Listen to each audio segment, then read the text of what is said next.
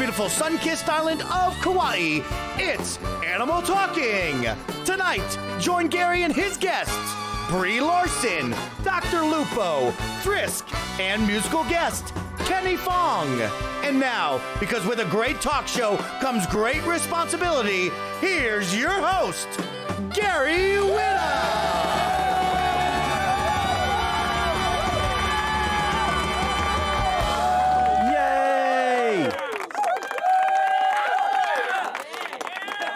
Yay! We're back. We are back. Let me just get the jukebox on here. We want to hear some music. We want to hear some game sounds. And I want to turn that off. Got to do a little technical checkaroonies here. Make sure we're all good. Welcome to so many of you. My goodness, it looks like we're on the Twitch front page again tonight. And even if we weren't, I just know we're going to have a big crowd tonight because we have some very, very big guests. We'll get to that in just a moment. But first of all, the person without whom I could not do the show, my band leader, my producer, my confidant, Adam Nickerson. How are you, sir? Hey, I'm doing all right. Just ate a few hot dogs, probably too many. How many's too many? Well, I lied in the staff room and I said 2, but then I actually ate 3. I was just too embarrassed. Fair enough. Look, we've got such a packed show tonight. I kind of want to get straight to it. I got a couple of little things that I want to do right before we bring on our first guest. Couple of things. If this is your first time watching Animal Talking and you're curious what this is all about, yes, we built a late night talk show inside Animal Crossing. And it's pretty cool. We've had some really great guests on in the past. We've got great guests tonight. We'll have great guests on in the future. I hope you'll stick around. If you're curious, you want to watch more, please go to the YouTube channel, youtube.com/GWhitta. It's right up there in the top right-hand corner of the screen. That's where all of our episodes are archived, clips, highlights, everything. The show goes out live on Twitch, but then the next day we put the VOD onto YouTube, and that's how you can watch it at your leisure, because we all have busy schedule. Well, not really so much these days, but you can watch it whenever you want, basically. Please, there's the link right there in the chat, courtesy of Nightbot. Please do go check out youtube.com/GWhitta and subscribe to Animal Talking. You'll also find other shows there, including our new show, our new Animal Crossing show, which just started this past weekend and is going to be back again this Saturday. We have a new show called Dungeon Crossing, where we play Dungeons and Dragons inside Animal Crossing. Myself, Shannon Woodward, a former guest and friend of the show, Adam Nickerson, of course, Brian Gray, aka Urban Bohemian. We're all learning how to play Dungeons and Dragons thanks to the wonderful Tanya DePass, aka Cypher of Tyr. She's a very, very talented and experienced Dungeons and Dragons player and dungeon master, and she's teaching us how to play Dungeons and Dragons. We're just embarking on our first campaign, and that all happens inside Animal Crossing. It's very, very cool. So subscribe to youtube.com/GWhitta. That's where you'll find that. Or if you want to watch it live, come back Saturday morning, this coming Saturday morning, 10 a.m. Pacific, 1 p.m. Eastern. We're going to play Dungeons and Dragons inside Animal Crossing live, and that's going to be really cool. So that's one little plug-a-rooney. I'm going to get a couple more out of the way. You know what, Adam? People come on this show all the time and they plug their wares.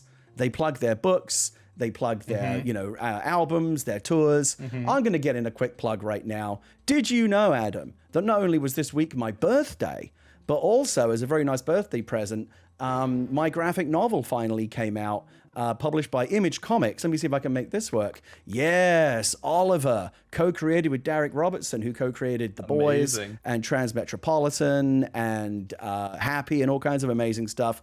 Oliver is now in stores. You can go get my graphic novel. Adam, I just want you to know, I don't feel any shame at all about plugging this. Like all my guests get to plug stuff. Not. I am going to plug my thing. I don't know if one of our mods is able to drop the link into the chat, but it should be in the show notes. Please do drop it in there. I would love you to go check out my comic, and that is really the most blatant plug that I'm going to do. Here I am. I'm back again. Let me see. What else do we have? Oh, one last thing. I would never shamelessly plug anything. Yeah. Oh my goodness. Let's just not get into it. One other thing. Today was a big day in video game news. We are a talk show that takes place inside a video game. We love video games over here. And today, of course, was a big day because Microsoft took the wraps off their Xbox Series X lineup of upcoming games. Very exciting. And what perfect timing, because I, along with our hype man, the guy that you heard at the top of the show there, the incredible Snowbike Mike, and the wonderful, talented Alana Pierce from Funhouse, have a new podcast called The Kind of Funny Xcast. And it is, Adam, I swear, I've got to find some way to stop you from doing that. You're so craven so blatant with these plugs. Yes, go to the Nintendo Switch eShop and please do buy Ding Dong XL. It's a very good game. There you go. I'm happy to help you out. And then just a quick plug for the hashtag KFX, the Kind of Funny Xcast. We just put one episode up on YouTube. It's also on Spotify, and as the great Greg Miller would say, podcast services around the world. I do want to share with you just real quick because I'm sorry, I can't remember who did this. I must remember to give them a shout out. But they did this wonderful animation. I got to show you this little intro animation here, Adam, for the Kind of Funny Xcast. It's really cool. Check this out. It's like it just gives you shivers. Like you instantly feel like, oh yeah, we're in the Xbox world. Check this out.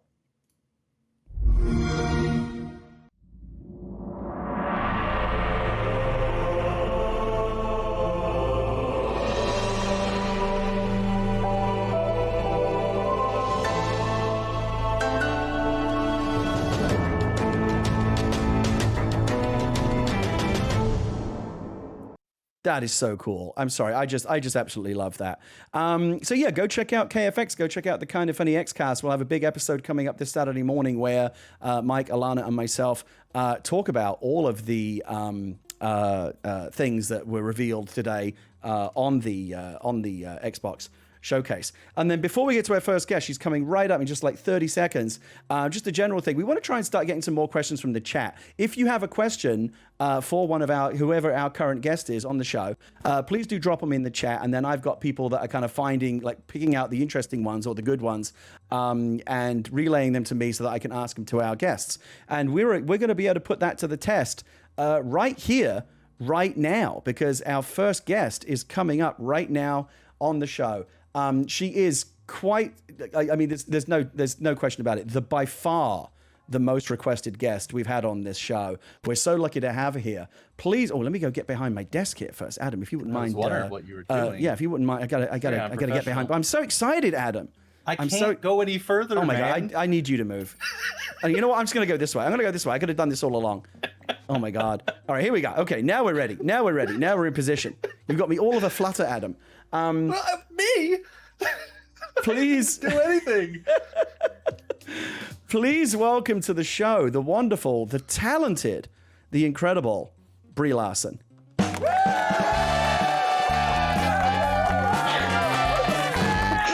Is she getting down here? She's here. She is here. What a treat. Everybody. Oh my goodness, Brie. Thank you so much. Thank you for coming. Yes, thank you. I totally forgot to put shoes on, so luckily I had these clogs in my pocket. So here I am. Hello. Great to be here. You have to tell me about this wonderful dress. Oh yeah, for sure. Let me just step up. Yes. No sea bass, please. Okay. What is? I feel like this feels like a very Met Gala kind of thing. I feel like you're making a statement here. What statement are you making with your choice of attire tonight? Right. So this is based off of, I believe, the fashion brand Victor and Rolf, and they had this real collection of dresses that had things that said no photos, please. And it was very controversial. So I thought that having this little number that says no sea bass, please, really played into both my love of fashion, my lack of being able to explore fashion in quarantine, while also a nod to the game itself. I love it. No sea bass, please. Yeah. So cute. Thank you. So come back on the couch. Take a load off those clogs.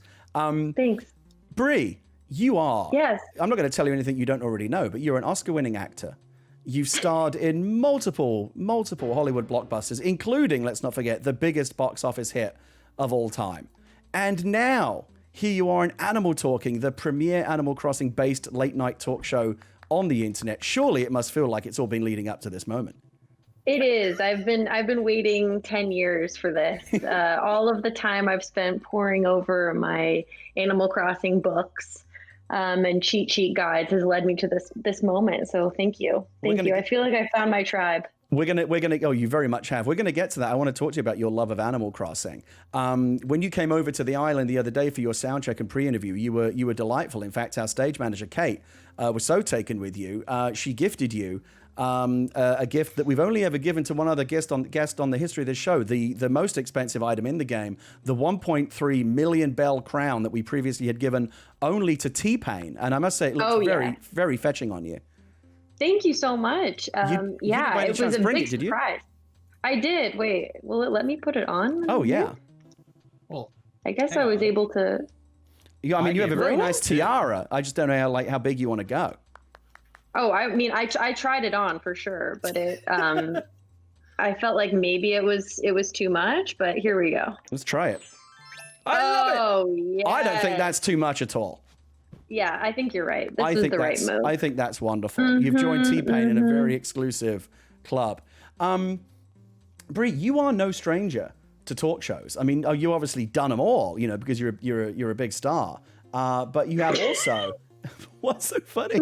I'm just. We're in a show in Animal Crossing. I know. I always say to my guests, I can't promise you much. I can't promise you that nothing's going to go horribly wrong, because it does. That happens on the regular around here. But I can promise you only one thing, and it is a promise that I have somehow managed to keep to 50 plus something guests now without fail. You will have a fun time on this show. Are you having a fun time so far? Oh, yes. It's been a delight through and through. I mean, even the pre-interview, it was just the highlight. It was the highlight of my day for sure. It's just so sweet. Here is a picture of you when you hosted the Jimmy Kimmel show. Here you are with Jamie Foxx. What was that experience like? You got to be a talk show host. Were you nervous? Did you feel like you had to learn a new skill set very quickly? Did you take to it? How did you enjoy that? I was nervous just because I didn't know what skills that I have were going to be applicable to that. And the hardest part I found was wrapping up, was trying to find that sweet spot. I think it was like 7 minutes for each guest, of trying to find where that highlight moment was, where you end the conversation, wrap it up within the timeline. So that was the most difficult. I relate to that. And I'm a competitive person. So by the time it was done and everyone was like, thank you so much, for doing this, I was like, please let me come back and do this again. I can do better. There was like only a brief moment where I was like, this was great. I was like, oh, let's do this again.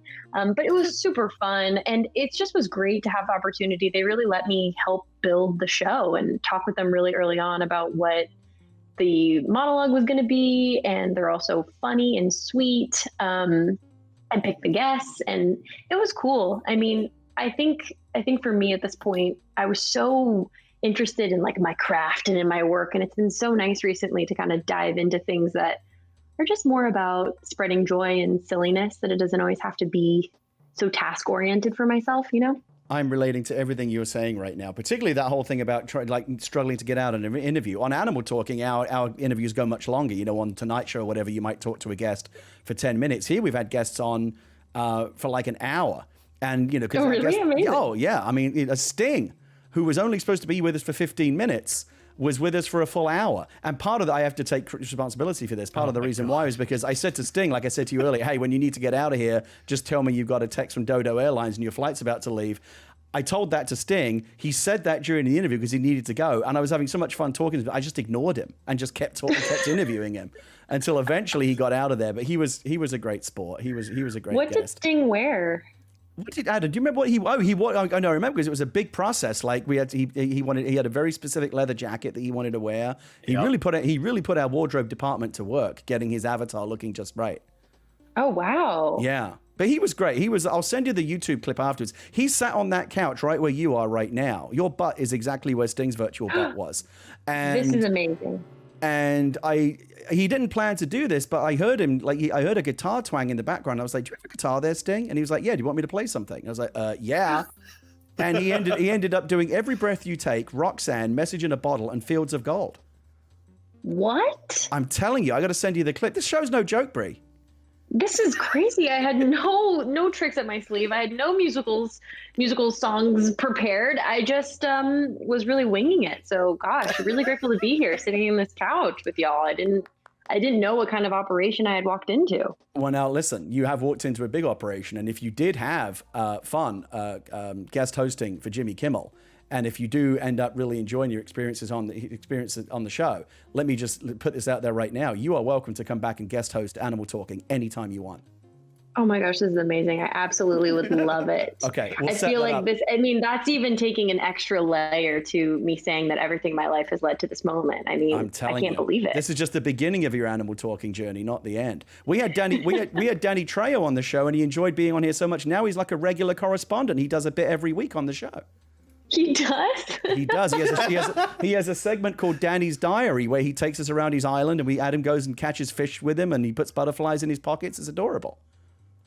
This is wonderful. See, this is the thing. This is the thing. I mean, I know we talked about this before, but like, I'm just so grateful that this game came out at this time. God. Because look at the people that it's connected me with. Look what it's doing. It's magical. Isn't it wonderful? It's wonderful. It's such a, and I know that there's, lots of other games that serve lots of purposes. That's why I love video games. But this one is just, it really gets me. It really gets me in my soul. And it's inspired me. I mean, I have a garden now. I planted fruit trees because of this game, because I was getting so obsessive with it. I was like, maybe I should plant a tree in real life, Brie. So I have that now. I want to talk to you about your whole Animal Crossing journey because it's a fascinating one. But first I want to talk to you about your new YouTube channel, because in much the same way that I have dipped my toe into the internet waters here during the quarantine, you have done that as well. You've launched your own YouTube channel just recently. It's taken off like a rocket.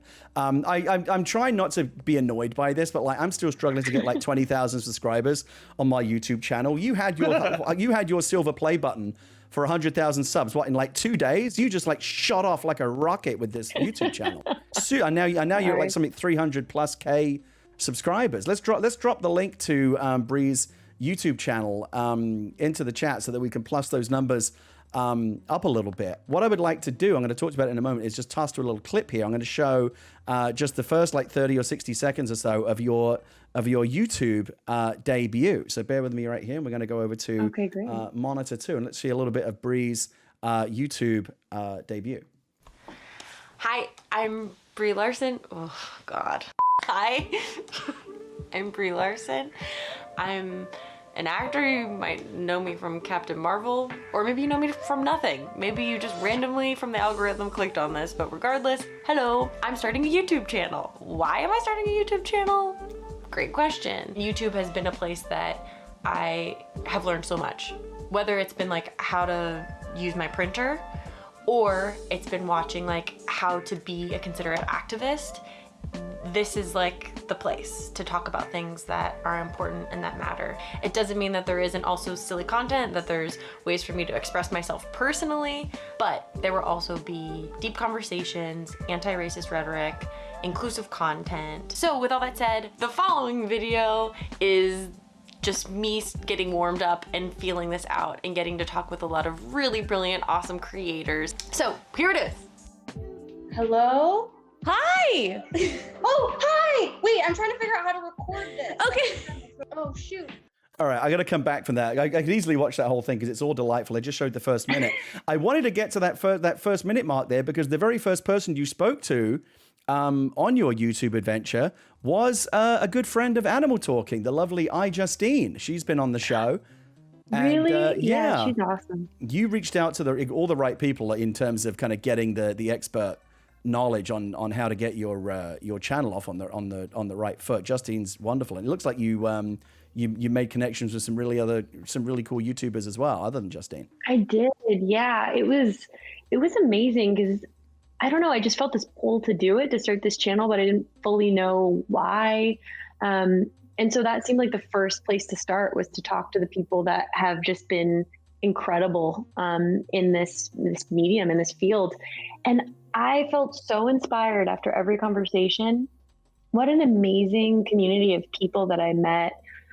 People that some of them I had been fans of for a while and finally got to speak with. And Justine, who also at the time that we talked had something like 600 hours on Animal Crossing, by the way. So she's deep. She's deep in it too. My wife would call her a lightweight.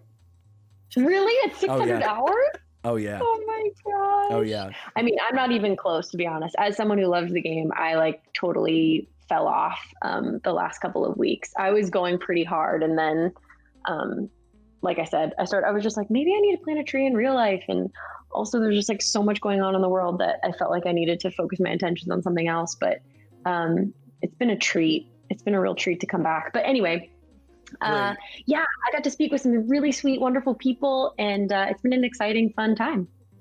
Brie, I want to move on with the interview, but Adam's going to stand there staring at me until I acknowledge him. Can you please acknowledge what Adam is wearing? Oh, I can't see. Oh, have you been wearing that? You haven't been wearing that the whole time. You had your headphones on, right? Yeah, I just changed into this. It's pretty great. It's not bad. Hey, it's really good. It's not a bad Kate custom found job. this Yeah, for me. yeah. We'll hook you up with the custom code if you decide you want your own. Yeah, but what about the problem. boots? I feel like the boots are pretty perfect with it. Yeah, Like, those are part of the. boots were That's not. You only can't do red custom ones I shoes, had. right?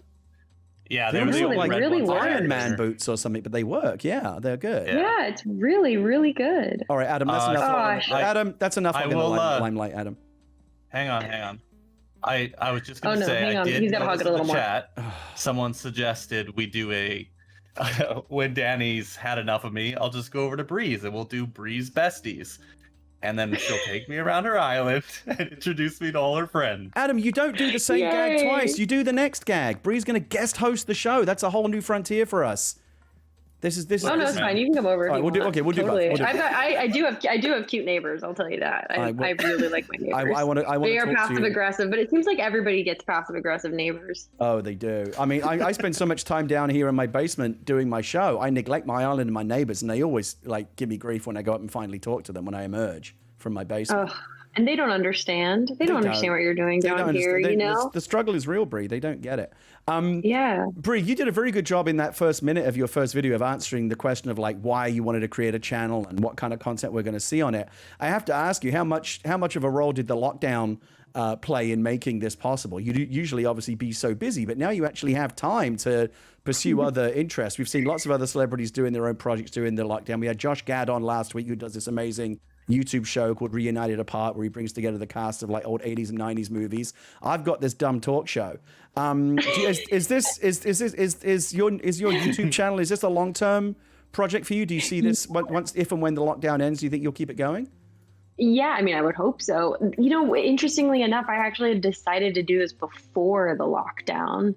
And so it's actually just only assisted in what I was already going to do. And it's been a bit of a shift. Like some of the things that I wanted to make obviously aren't possible right now. So now I'm trying to figure out how to move forward. And I've been asking those who are following me and fans to leave, comments and tell me what it is that they'd like to see, because I'm so curious to know. And a huge part of it was just wanting to kind of take some of the air out of the preciousness of maybe the image that people see of me, because I was feeling like, especially coming off of like the Captain Marvel press tour, it's like this larger than life imagery, and it's so fun. And I love getting to do all of that and dress up and all of those things. But like, I don't brush my hair in real life, and I don't wear shoes. I don't even remember to wear shoes in the game. Like, it's just, it's my day to day is pretty different than what people see. And so I just felt like, as much as I care about representation on screen, this feels like an extension of that, and saying, there's a lot of sides of me. And a lot of the time, I think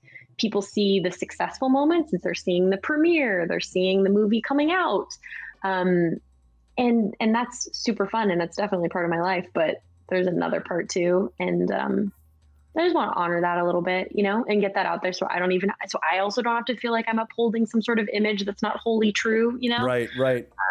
It feels good to me. Like, it feels good to kind of just rest into it and be like, yeah, this is also true. And they work together. What I love about your channel is it really does show that side of you. It's like, I'm going to show you a clip in a minute here where you're at home in your crumpled pajamas. It's very just kind of like bumming around the house with Brie, which I think is great. I love that. And I love the fact that after you're bumming around the house with Brie, that's why they pay me the big bucks.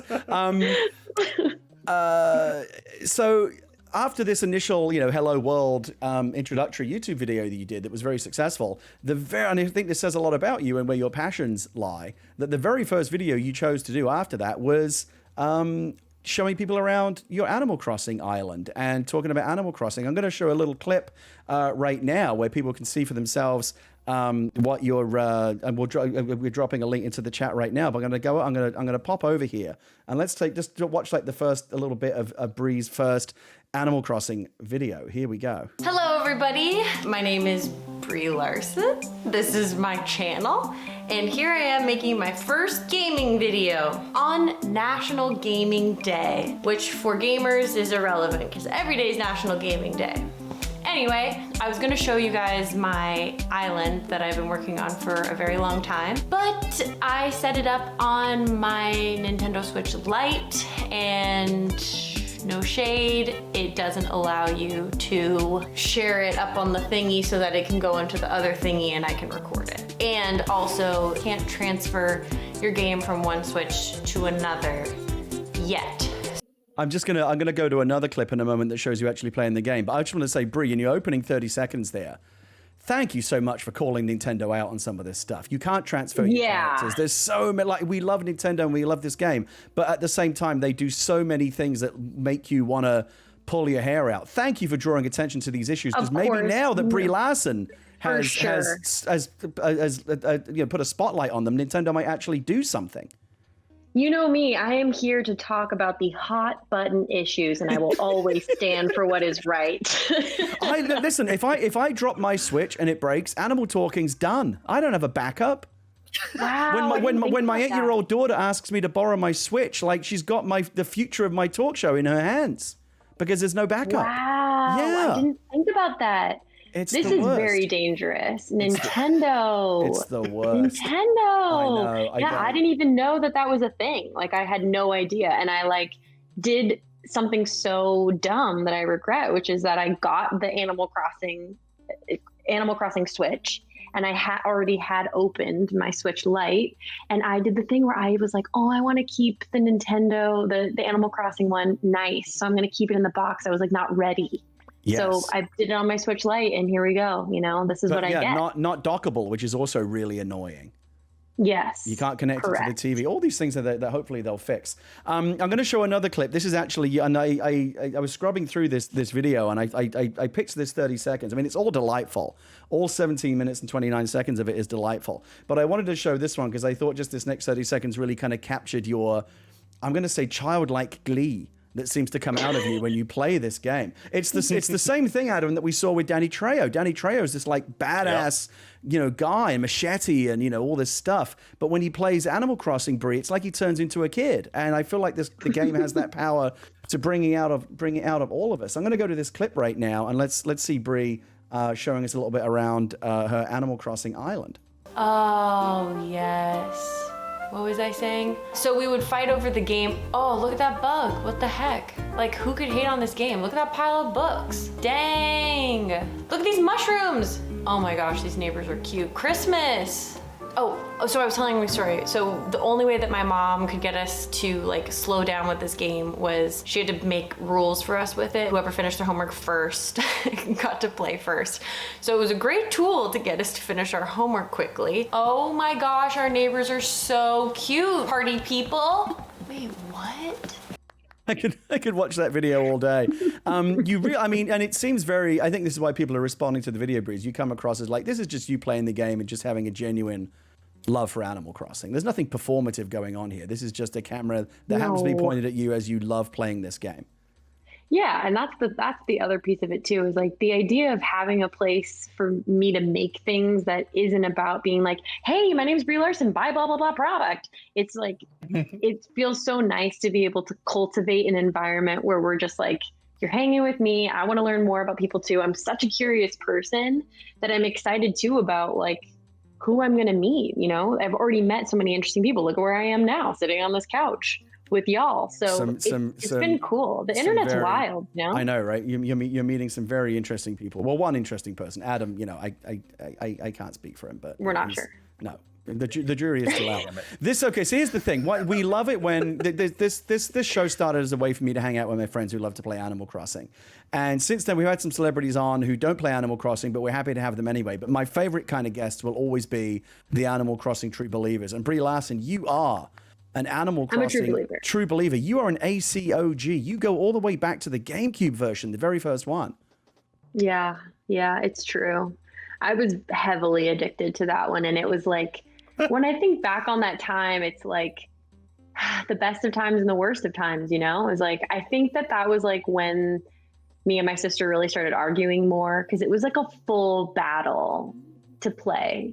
And so my mom had to create all these rules of like, okay, whoever finished their homework first. And then it turned into like me and my sister, which like now looking back on it, like I was in junior high. Like it wasn't like I was like a super young person. And I'd be like, in class, like finishing my homework, trying to get my homework done in class so that it would be done by the time I got home so that I could beat my younger sister to play Animal Crossing on GameCube. You like, sent me it doesn't make me feel good to say that out loud. You know what I mean? Like I'm not proud of that. You sent me a picture that you told me your mother sent you this picture. You forwarded it on to me. Here, I'm going to put it up on the screen right now. Here is, and this is proof that Brie Larson is no joke when it comes to the Animal Crossing. Here is her original Nintendo Power, Nintendo GameCube player's guide. Mm-hmm. And as you can see, it's lovingly dog-eared. You've clearly thumbed through this thing countless times. The cover page it doesn't even stay on. It's separate from the rest of it. There are many pages. You can't even pick it up. Like the pages are falling out of it. And my mom sent it to me saying, hey, I found this in the garage. Would this help with your game? And I was like, no, Mom, you don't get it. So she's 10 years old. It's so cute. Okay, so tell me, this is honestly, mate, I love it when people want to come on and talk about their projects and their movies and albums and books, but really I just want to talk to people about Animal Crossing. Brie, what's going on your island? Who are your neighbors? How do you like to play the game? Are you a big terraformer? Are you beefing with any of your neighbors? Give me the latest on the Brie Larson Animal Crossing life. Yeah, so I like I said, I hadn't played for about 3 weeks, and I probably would have started playing sooner if I didn't have this intense anxiety that my neighbors were going to be mad at me when I came back. So I definitely like held off on returning because I was like, man, like they get so mad at me even if I'm like Phoebe gives me so much, like she talks so much smack. So I'm like, I don't know if I can handle going back. So I did. And actually everyone was super chill. And then I felt kind of upset that no one cared that I was gone for so long. So that says another thing about my personality, but it's pretty chill. I want to do another upgrade on my house. I'm trying to get another room because I want to build a gym. Like I have all of the pieces to do like a boxing gym. I just don't have the room yet. So I'm just slightly off on my bells for that. I'm able to terraform. Haven't done too much with it. It really makes me nervous. When I got even like the ability to make fences, I was like, whoa, this is just way too intense. Like, this is crazy. Cause remember, like I played this game 10 years ago. It was like, you didn't have these options. It was like very simple. It was like you fish, you collect fruit. So it's just like, I do feel a little bit like, an old person with this game where I'm like, oh my God, this is so crazy. Like swim in the water. This is insane. No, the boundary is at the shore, people. Like we don't go in the water. We don't know what's in there. So I'm excited. I've been excited about all the updates that they've done. I really love the art element to the museum. Oh, yeah. Do you know how to spot a fake? Can you spot a fake? Some of them are pretty hard. And I've actually seen on Twitter there's been people that are like, I literally have an art degree. I went to college for this and I just bought a fake Mona Lisa and it's so good to me. So I don't know. I go to the websites that will tell you what the differences are. That's the best way to do it. Brie, you mentioned earlier that you touched on not having enough bells, and it does give me the opportunity to ask you a question from the chat. Alicia Dietz in the chat asks the question, Brie, do you take part in the stock market? Do you dabble in turnips?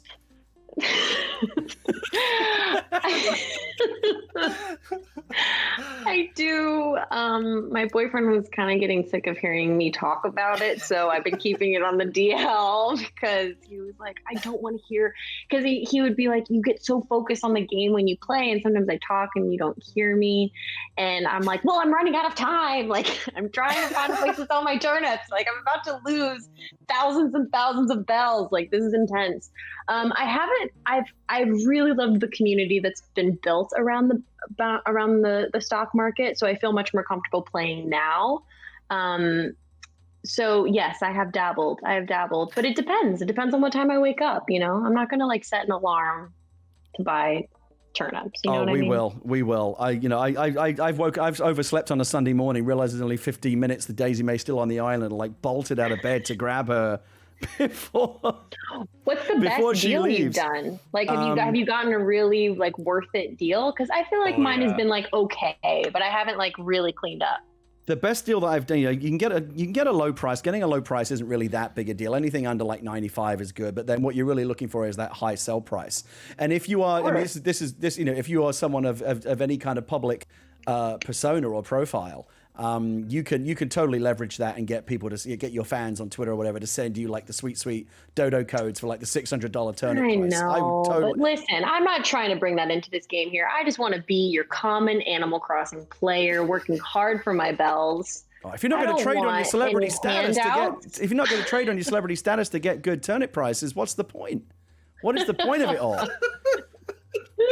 Brie, I was gonna ask you if you're a big gamer overall, but then when I was watching your Animal Crossing video, there's a stunning anecdote that you tell, and I had to ask you about it. In your video, you said that you once threw an ex-boyfriend out of your house because he thought you were playing too much Super Mario Galaxy and taking it too seriously, and you chucked him out. Which, by the way, is the right thing to do, but you got to tell me that. You got to tell me about that story. I'd like to defend myself here. Okay, this is going to be a flimsy defense. It was the final, like it was Super Mario Galaxy, and there were these like extra levels. So I'd already beat the game. This is not helping my case at all. This is sounding worse. I'd already beat the game, but there was there was 2 extra levels, and it was this really difficult level where you're in like the void of space, and there's this grid that have these it's like a grid, and when you stepped on it, it would flip and rotate the tile over. I remember. And you had to try and get all of it. And I think it was like a face of Mario, I think. But you had to try and jump around. Anyway, it was horrible. And I was up way too late playing it, getting obsessive, cursing. And yeah, my boyfriend at the time, he said, I think you're taking this too seriously. And I remember like my head like snapping as I turned to look at him, and I was like, what did you just say to me? And he was like, I just think you're playing the game, taking the game too seriously. And I was like, get out of my house, which by the way was my parents. It was my parents' house. Okay. I was not an adult at all. Yeah. And I did kick him out, and I do think about it. I don't think I ever apologized for it. So by the way, John, you don't have to defend yourself at all. There's like 8,000 people in the chat right now who are all furiously agreeing with you, saying you did the right thing. Oh, really? Yes. Oh, thank God. I knew I were trying to get the purple coins. This is a big deal, you guys. So yeah, that did happen, and it's something that I do think about from time to time, because there's these moments that like you look back on and you're like, wow, that's a quintessential me moment, and I do feel that is one of them. One of the things that another really interesting thing that I learned about your gaming life when we exchanged friend codes as part of getting you on the show here, I was able to see your profile, and your Nintendo Switch friend profile, of course, tells me what games you've played and how many hours you have in each game. And it turns out, who knew? Your most played game, you have 150 hours in. You have. Brie Larson, you have 150 hours. My dodo plane is here. I gotta go. You have sorry, the flight's delayed. You have 150 hours in Fortnite. Oh, that's a lot of hours. And so you play on the Nintendo Switch. So I am very tickled by the fact that there are all these guys out there who have been murdered in Fortnite. Jerry Springer. They have been murdered by Captain Marvel in Fortnite, and they don't even know. That's what I love about this. It's true. Are you any very, good? Very true. I mean, I don't know. It's very hard for me to say. I play on the Switch, so there's only so good I can get, and that's part of why I played on that I can't go all in. I can't buy an extra button on my Xbox controller and make it easier to, jump, which I don't even know why I know that. I barely play the game. But it's fun. I do think it's fun, but like we talked about, I've had a hard time. I think I did talk about it in my launch video, but I've just had such a hard time standing on 2 feet and being like, I play Fortnite, because I just don't know what the effect of violent games are on people. And being a person that is mildly of influence, I'm just I don't know. And I would hate to be part of, I don't know, breeding a more violent culture, but I've been playing it for a couple of months and I personally haven't felt like it's done anything to me. And it's been pretty fun, I have to say. If you're ever looking to join a Fortnite crew, our good friend Shannon Woodward, very talented actress who's been on the show before, is a member of an all-female Fortnite crew called the Velveteen Rabbits. And I'm sure they would. I'm sure they would welcome you. If you ever want to be a Velveteen Rabbit, I can hook you guys up. Wow, I would love that. Right now, it's just me and my boyfriend and our 12-year-old neighbor. So I'm very open to that. You mentioned you're not really a fan of shooters overall. We talked a little bit about games during the pre-interview. I recommend maybe you check out Splatoon, which is the most kid-friendly shooter. My 8-year-old hates shooters, but she likes Splatoon. That one might be up your alley. And okay, cool. Yeah, I'll check it out. But we talked about this before too. But I guess I just I've been trying to think for myself about my own moral compass with it, because I'm totally fine with Super Smash Brothers. I've been playing Super Smash Brothers forever. I don't even think twice about it. And that game's violent too. So I don't know. I don't know if it's just that I've got this brain that's stuck in its ways, and I just like my Mario cartoons and I just want to stay there. But yeah, you discovered and revealed something true about me on live television. And I gotta say, it feels pretty good to just let that out. Don't you feel better now that that's out there? Now it's off your chest? I do. I feel like my temperature's gone down a little bit. Yeah. Adam, who in his off hours when he's not working with me on the show, is actually a game developer. He's published games on the Nintendo Switch. And after he heard you mention that you were interested in exploring some non-violent indie games, Adam actually very kindly went and curated a shopping list of games you might be interested in trying out. Really? Yes. That's wonderful. If you have a pen, top of the list. Yeah. Do you want to do it, Adam? Why don't you tell Brie about the games that you would recommend to her? Oh, I was just going to be obnoxious there and say my game, but you've done that already. You plugged. You get one plug per show, Adam. What's it called? Ding Dong XL. Ding Dong XL. You need to check that out. Brie Larson just said Ding Dong XL. She did. I know. I would have never thought I would say that in my life. Back of the box. I will send. Back of the box quote. Ding Dong XL. Brie I will Larson. send you just saying the name of the game. I will send you this list after the show, Brie. But right off, just so that people in the chat can see what we've recommended for you. If you like Animal Crossing, but really want to take it to the next level, I would recommend Stardew Valley, which is basically Animal Crossing on steroids. Yeah. What the Golf, Adam has recommended, is a very wacky, surrealistic golf game that you might enjoy. There's a beautiful platform game called Grease. These are all on the Switch. Have you heard of Untitled Goose Game? Because I think you might really enjoy the Untitled Goose Game. Oh, you know what? I think this one was also recommended to me. You get to be a belligerent goose and basically just go around town causing trouble for people. I think that might be right up your alley. Oh yeah, that sounds really good. It's wholesome trouble though. Okay. And then we talked about coffee time. Yeah. And then one more we're going to recommend a game for you called Celeste, which is a beautiful platform game on the Nintendo Switch, which in the spirit of great indie games actually does have a really poignant theme. And actually it's the whole thing is a thematic kind of exploration of mental health issues, but it played out through a platform game. It's really, really something special. I think you might enjoy that. So those are my game recommendations for you. Let me ask you this, Brie. What are we going to see you in next? Obviously, you've got this YouTube channel. No one can go to the movies right now. No one's shooting anything. Did you have anything in the can before the shutters came down? No, I don't think I did, unless something I forgot. But no, I don't think so.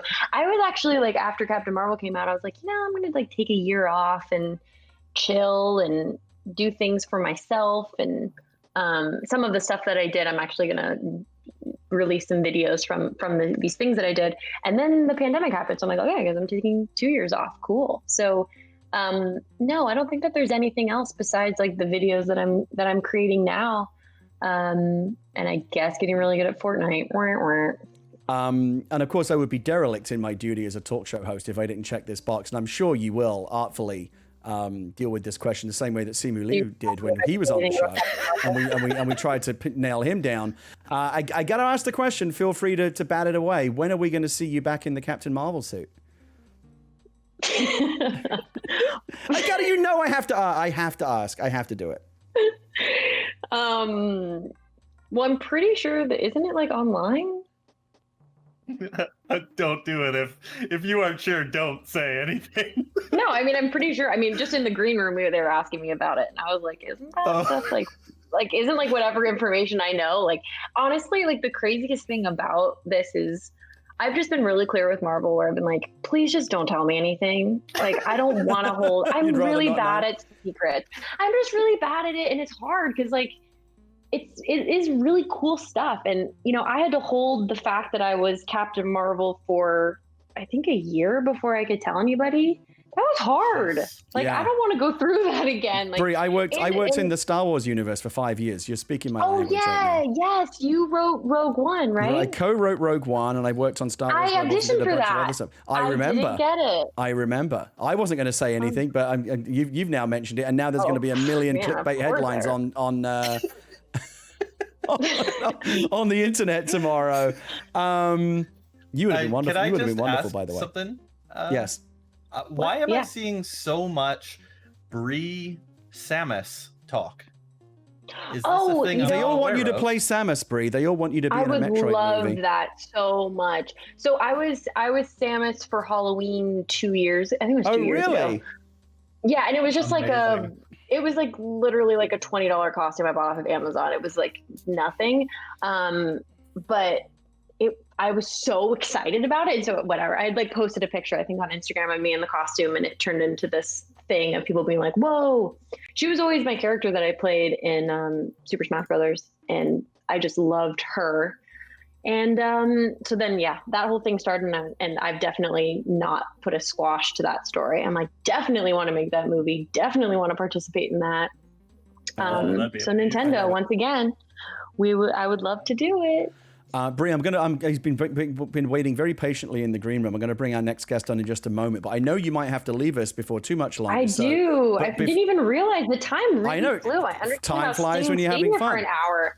And like I said, I gotta go hang with my my crew and play Fortnite. So I am going to exit. Before you go, it feels so good to not have to lie. That I don't have to be like, I gotta go cook dinner. I'm like, no, I'm actually just gonna play this game. Before you go, I know we talked about this before the show. Did you bring a bad joke? Oh shoot! I forgot to bring a bad joke. I'll let you off. What about unless you have one? What about the classic one? Go on. Knock knock. Who's there? Interrupting cow. Interrupting cow. No. Yeah. You know what? I regret. I remember I told my 8-year-old that joke a few years ago, and I always regretted it because I heard it like 500 times since. But it is. You're right. It is a classic. It is a classic. Yeah. I got interrupted. Interrupting cowed by Brie. Brie, your Dodo Airlines flight is patiently waiting for you on the dock. Thank you so much for joining us on the show, and I'm 100% serious. The offer, the host chair is open for you anytime you'd like to come and guest host the show.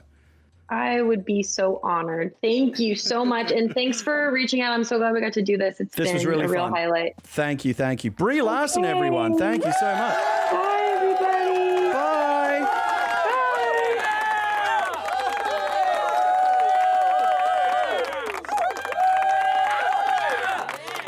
Well, that was something. Not bad for a first guest, Adam. What do you think? Pretty big deal. Yeah, pretty big deal. No complaints. And listen, I'm telling you. Can you just give me a second to go update my Steam page here? I just got to put that box. I'm going to put on the Brie Larson quote. Listen, we're not slipping, we're not slouching. We just had a megastar on the couch here, and now we've got another one. I'm just going to get right into it. And look, this is, if you're on Twitch, you know who this next guest is. Because he's a big star. He's one of the biggest streamers on Twitch, and he is blessing us right now with his presence on our tiny little channel that is still struggling to get some attention. He is bringing a supernova of heat and light to our show right now with his presence. Please welcome to the show. My goodness, can't believe I'm saying this. Please welcome to the show, the one and only DrLupo.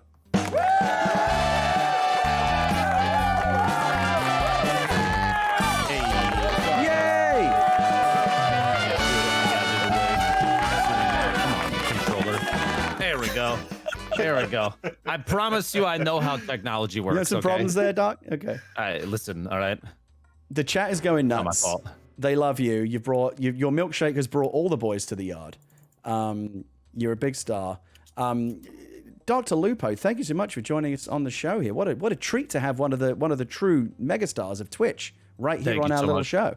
Yeah, thank you very much for having me, man. I appreciate it. This is I heard that Brie geeked out about the fact that we're doing like a show in the middle of Animal Crossing, and this is a weird technological advancement that I didn't think that I would ever see. You don't expect this. I'm sitting on a couch in the middle of your set in your basement.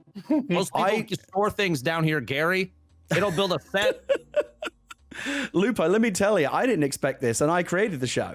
I had no idea. This was just good. me. This was just me wanting to hang out with my friends, and that's still what the show is. It's just that some of the friends now are more famous than others, like the stratospheric stars we have on the show tonight: Brie Larson, DrLupo.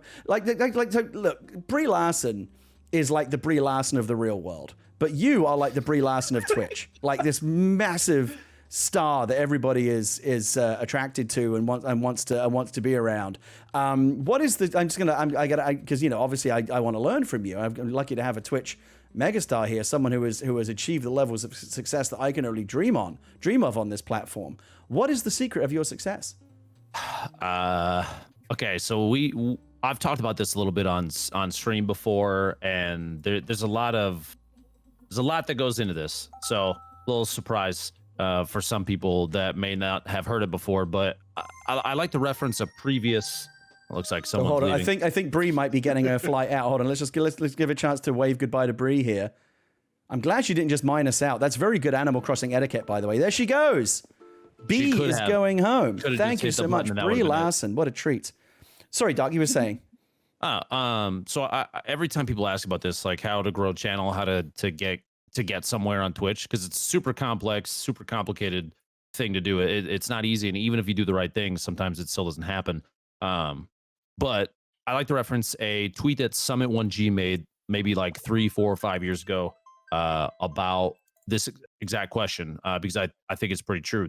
You can have a number of different things on Twitch or in the entertainment space in general. I think it's kind of applies, blanket applies to everybody. But one is if you're crazy good at a game, people will watch you. You look at somebody like Shroud. Shroud is insane at any game that he plays that is a shooter, right? He's preternaturally good, yes. Yeah.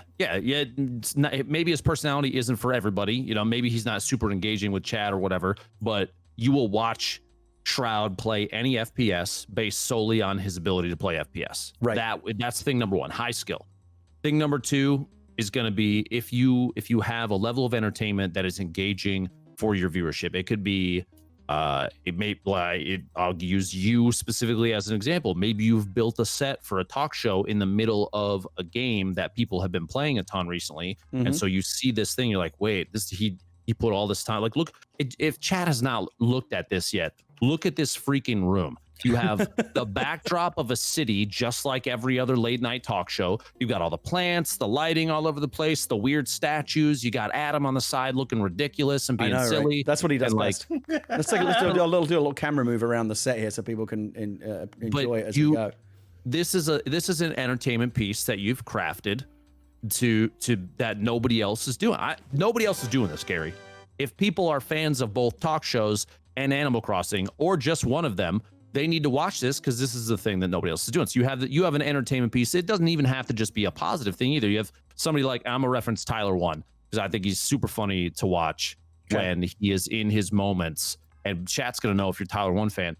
When he rages He specifically has a microphone that peaks. It's trash. It's like, he uses the shitty. Sorry, is that a thing? You might. Oh, you're good. Don't worry about it. We're all good. Did you see the T-Pain show? Trust me, you're fine. Okay, that is true.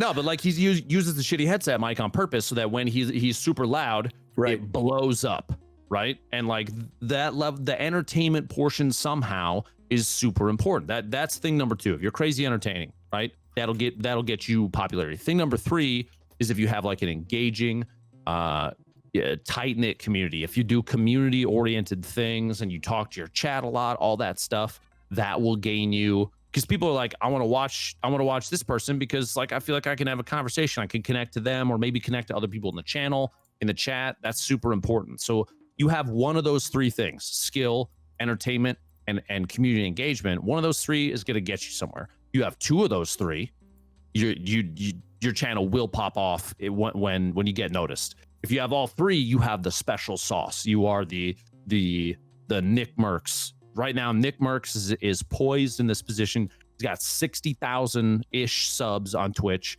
He's got I look right now. He's got 26.6 thousand viewers on Halo. He's been playing a lot of Call of Duty. That's his thing. But he's got 25,000 plus on Halo. That says a lot about who he is. It's not going to be everybody's cup of tea. It's not going to be like fully accepted. But that if you have all 3 of those things, that is the special sauce. But the last thing about it, the key is luck. And I don't mean luck in that it'll randomly happen. It's like flipping a coin. I mean luck in that when the stars align, you have been in the right place at the right time consistently in a way that your channel will get noticed and grow. Because there's a lot of channels out there, man, that deserve a powerful viewership behind them. That those people put out insanely good content, that they're motivated, they're entertaining as hell. Maybe they're super funny or whatever it is, and it doesn't have to be like top-notch quality. In fact, if anything, sometimes the trash quality is, as funny as it sounds, it will gain viewership because people are like, man, I want to tune in this guy's stream because his camera is absolutely awful and his mic is terrible, but he's insanely good at the game. Right. And it's one of those things that will bring people in. So there's a bunch of different things that play into popularity, growth. And in order to activate on those, in order to take advantage of those, being in the right place at the right time. And that's why I say luck. It's not like luck, like, man, I went to the slot machines and I won $1 million luck. It's luck in that, like, you've been streaming so much and you're maybe you're in the right place and you do this thing and something crazy happens and everybody's like, ah, shit, I gotta watch that guy. And then suddenly you've made it. Yeah, as you were talking about those different elements there, I was thinking about, like, okay, well, the first one, elite level play. I'm out. Like, the last game I was any good at was Quake 2, back in my PC gamer days. It's all been downhill from there. But the second point you raised, how, like, do something that no one else is doing, have a gimmick talk show in the basement or whatever. So I did a lot of press about this after the show blew up, and I thought about it a lot, kind of like the chemistry of virality. And it occurred to me that where I think this show has appealed to people is you take something that's very, very traditional and familiar, like the classic American late night talk show. Like, that format has been around with us since the 1950s. So like that right away, that format's familiar. People go, oh, yeah, I know what this is. But then you present it in a new way, do it inside a video game, and you've got just the right mix of, okay, I'm familiar with the concept, but it's being done in a new way, so it's still original and fresh. Like, you put those two things together and maybe you have something.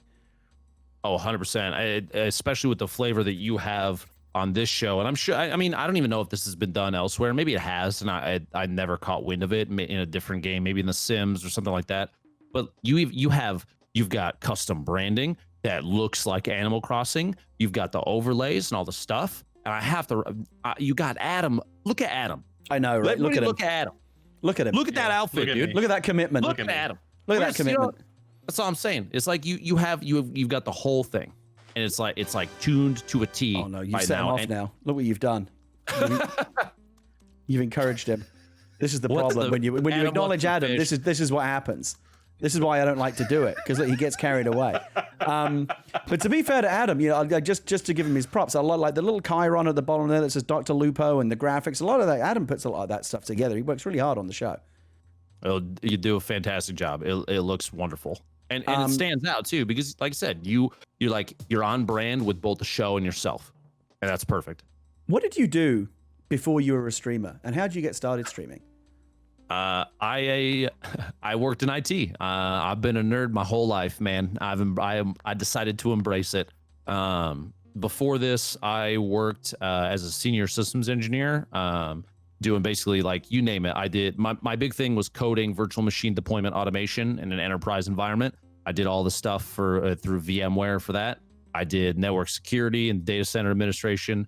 I did DB stuff. I did all sorts of IT things. Before that, it was like help desk support and, you know, hey, my mouse stopped working, and I'd come and touch it and it would work, you know, that kind of thing. Right. Yeah. You see all the Lupo nerds in chat. That's an emote designed around that whole thing. Cause like, that was the thing. It actually, and Red Wolf Audio in chat is my brother, not next oldest, but after that.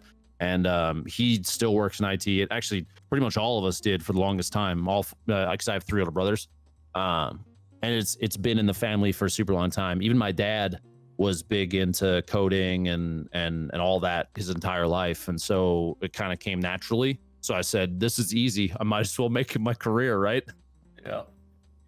And tell me about those early days streaming. What were your first kind of tentative streams like? Because there was a time when even you, DrLupo, was streaming to like what, half a dozen people, just trying to get off the ground.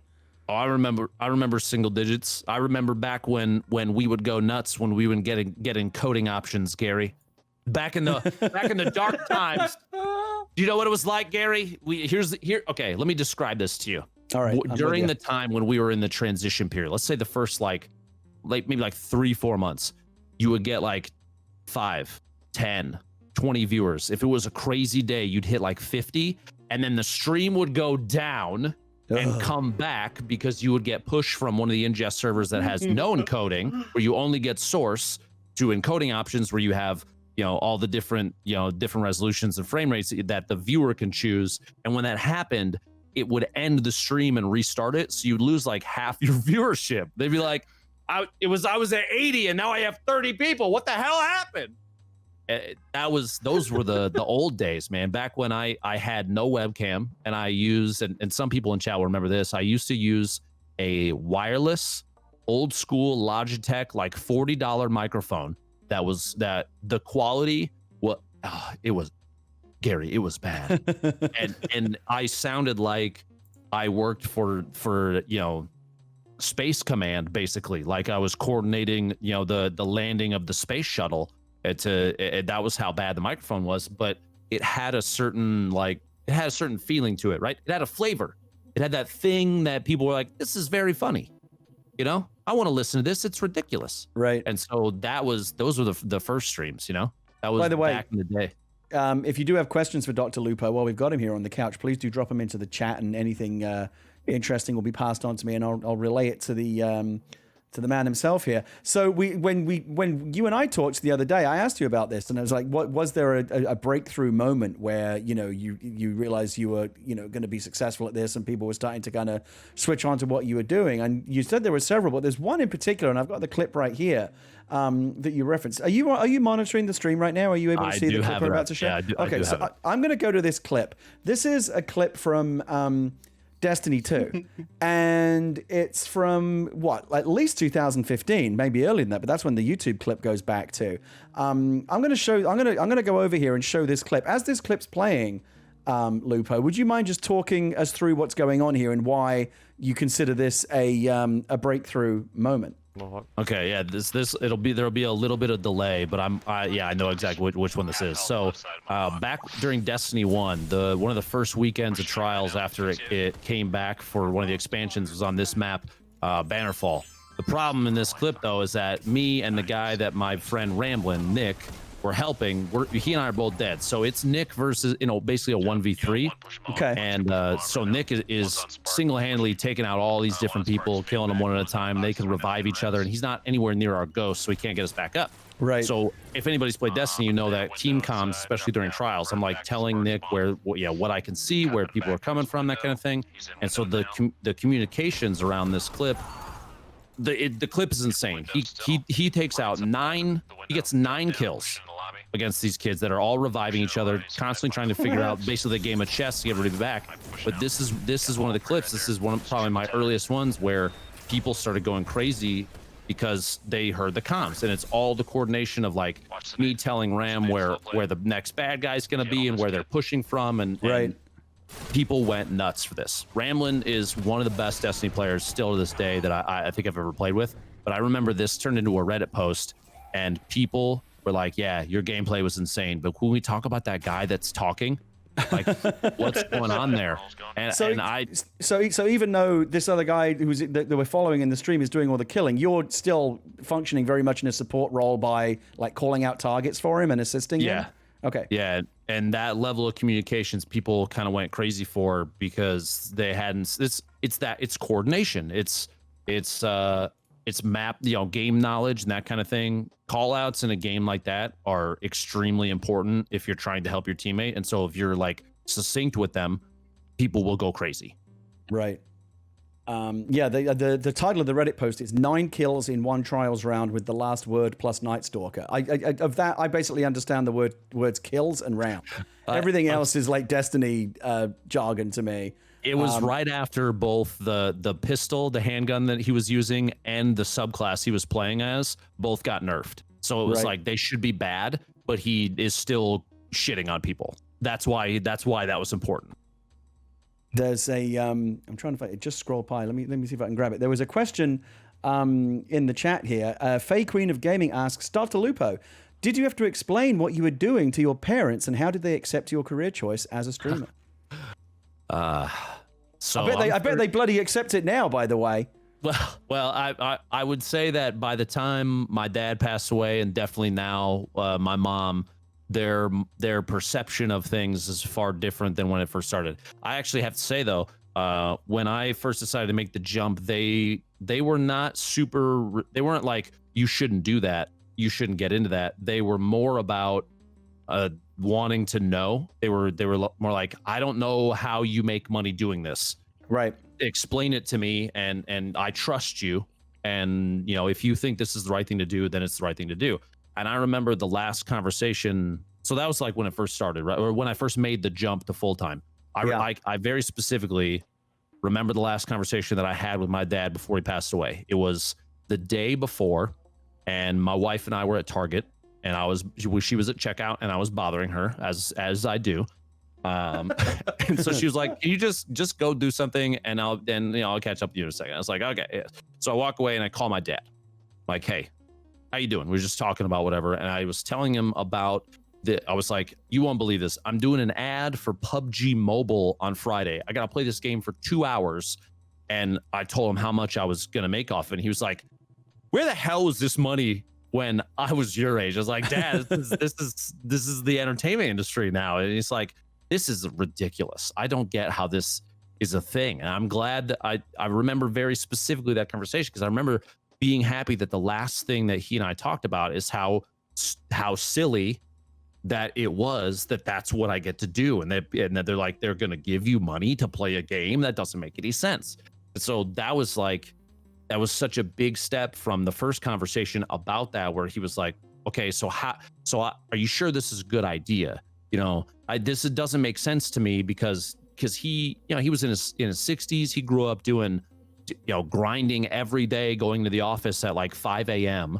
because he was a teacher, and getting his stuff done and being there fully dedicated the whole time, and then now the transition. Little does he know, if he looked at it now, the amount of time I put in is astronomical, with the support of my wife and an entire team behind me is huge. I wouldn't be able to do it without them, but like, it's definitely changed. I got to say, the story you just told me really, really resonates with me. I'm a little bit older than you, but I feel like I had a very similar journey. Like, I was a child of the 1980s, and I grew up playing kind of 8-bit and 16-bit video games. And this was before there was really any suggestion that, that could lead to anything. Now, if if a kid comes to you and says, hey, Dad, I feel like I want to, get into video games. We're aware of the fact that, you can make big money, there's in esports and streaming and stuff. That can be a legitimate path. So I think it's maybe easier now to come to your parents with that and make the argument, hey, maybe I could make something out of myself. In the 80s, there was nothing like that. And having said that, nevertheless, my parents, Both of I just lost my dad about a month ago, and my mother passed some years ago. But both of them were incredibly supportive, and never once said like that's dumb or you should like learn a trade. And thank God, because who knows, if they had been less supportive, I might not be where I am today. My loudest cheerleader, I'm pretty sure, is my mom now. Man, she comes over to watch my son twice a week and like hangs out and stuff. That woman has on DrLupo gear every day. She has the DrLupo pop socket on her phone. It is incredible because she doesn't ever have to say it, but the fact that I could look at that and know that she's proud is definitely a huge motivator. And it's helped with a lot of the things that I've tried to do in my career now. Cause like, I'm gonna be honest with you, Gary, I never intended for this to be a thing for me. I went into it originally when I first started. I started streaming because I wanted to try and help my friend out with his channel, Brian, and it grew into this thing without like almost out of my control. You know what I mean? I was definitely helping it along, but it blew up. And so I've taken that opportunity to like, that's why we do the charity stuff. And like, right. I've been able to help my family out a bunch because they're my family. And like, I help my friends out when I can. And those kind of things are all really important because I wouldn't be in the position I'm in right now without the people that watch and without the support of my family, like, especially my parents, man.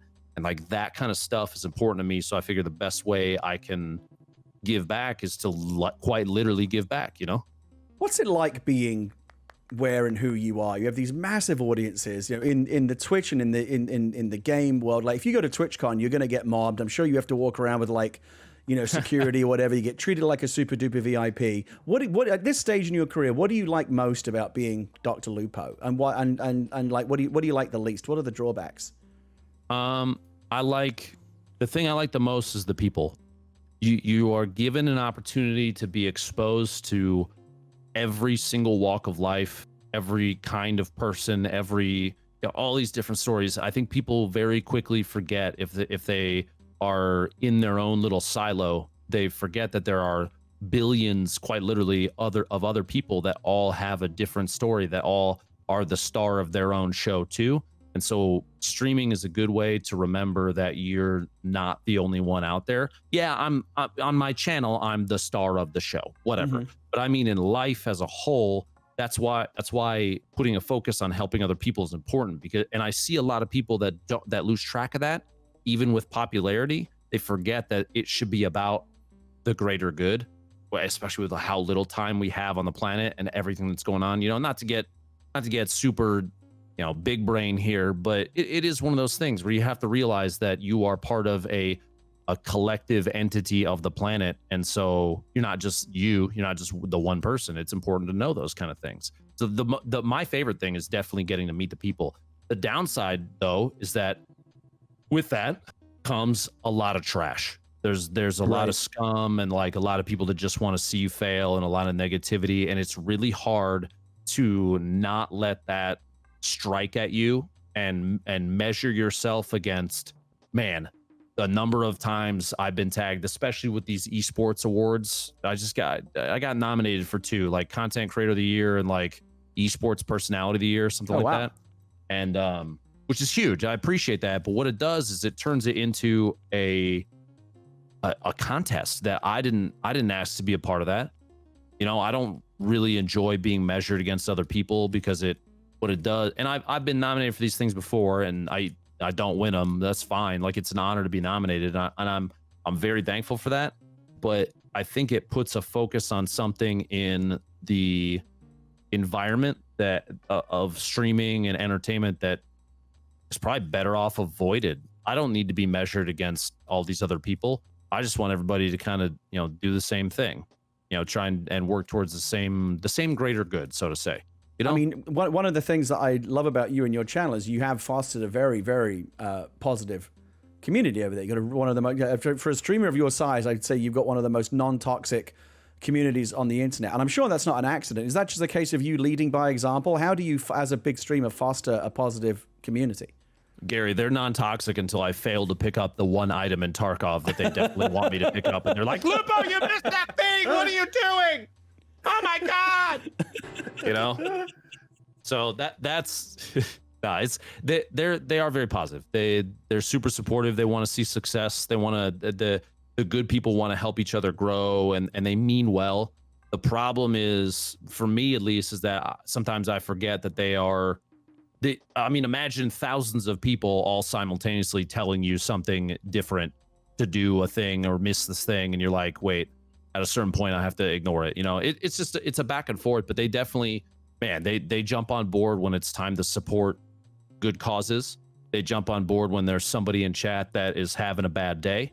My moderating team is they're some of the best people I've ever met in my life for this kind of stuff. And they know exactly what I want when it comes to keeping chat a certain way. Yeah, there's times to make some jokes about, like, if I get crapped on in a game, everyone types Keck W and then we all move on, right? And I'll even laugh too, or like I'll play it up. There's an entertainment portion where, like, getting mad about it is an entertainment thing, or like I'll fall on the ground behind in the camera and so they can see it look like I died for real. And they're like, crap, Lupo's dead. Like if I just get absolutely destroyed or whatever, like those kind of things are important, but they by and large are some of the best people that I could have asked for to be viewers in the channel in my entire life, because they respect what I'm trying to do when it comes to good causes. They respect my family. Just going to send a message back to the green room here. We're going to bring Friskk on in just a moment, our next guest. But before we do, I just want to ask you one more question. Interesting question from the chat.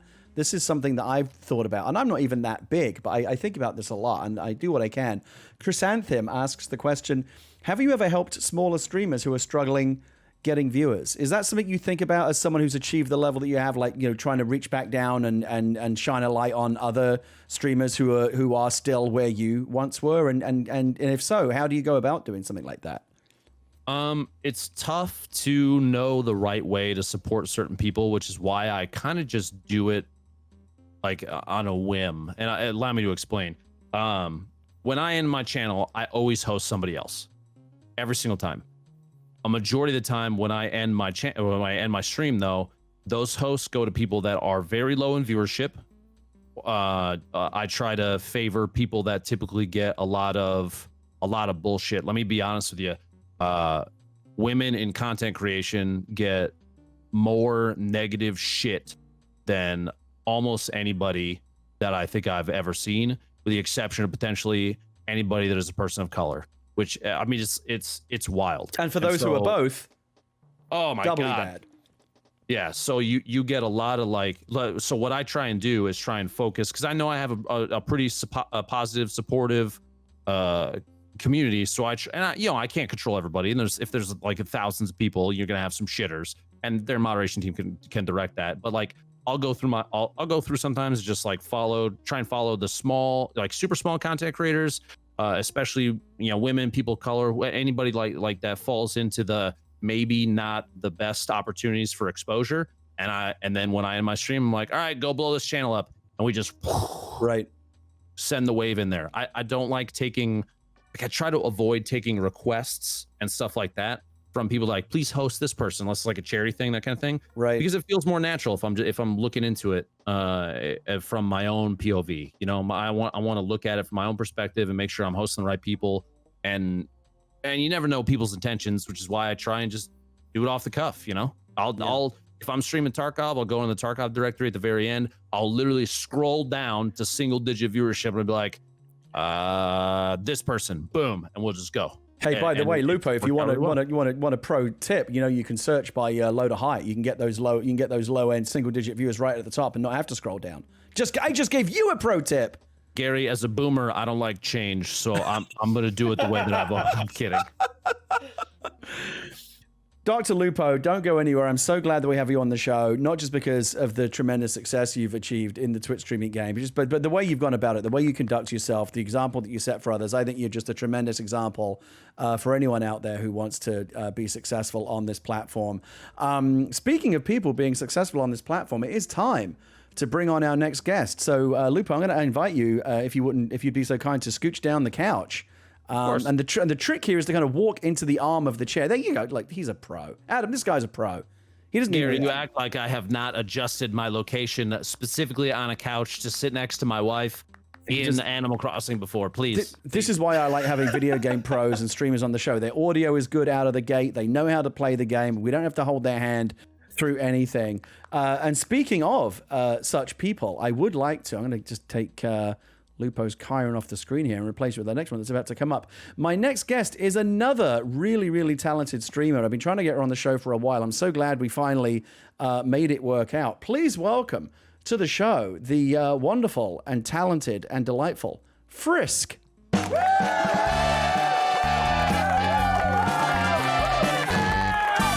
going to clap too.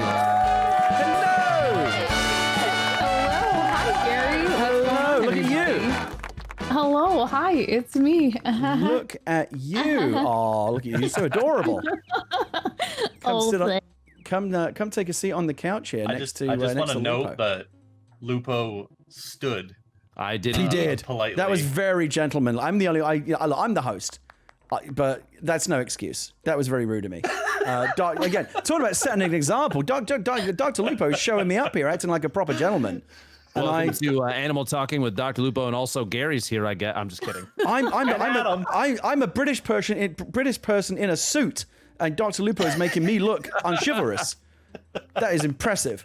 That is very impressive. I am very impressed. Yeah. I do what I can.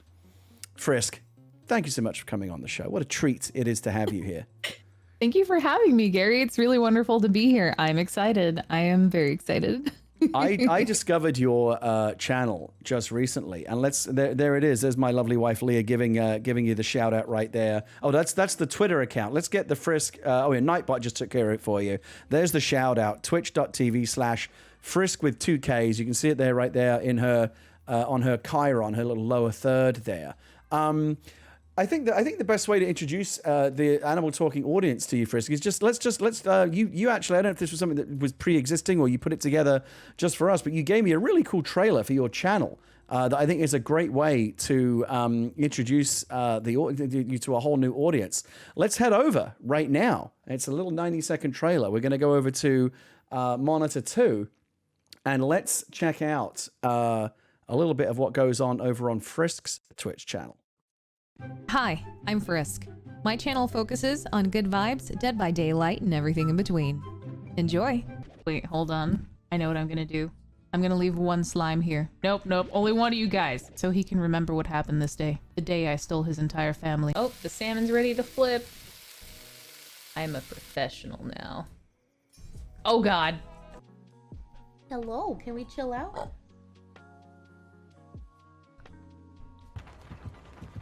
What are you doing? You're cute. I do not know. I'm gonna be out of this here in a second. No! I've been debated! Wait, come back. Wait, did I say come back? No! Don't come back! Don't come back! Ah! What? Ah! Ah! There's a chance we can make it now. We'll be rocking till the sun goes down. I believe in a thing called love. Guitar! You're happy and you know it, can you speak? If you're happy and you know it, can you speak? Take a bath, wash yourself, brush your teeth, put on some deodorant. Down with Cusco! Wait, is that my voice? Is this my voice?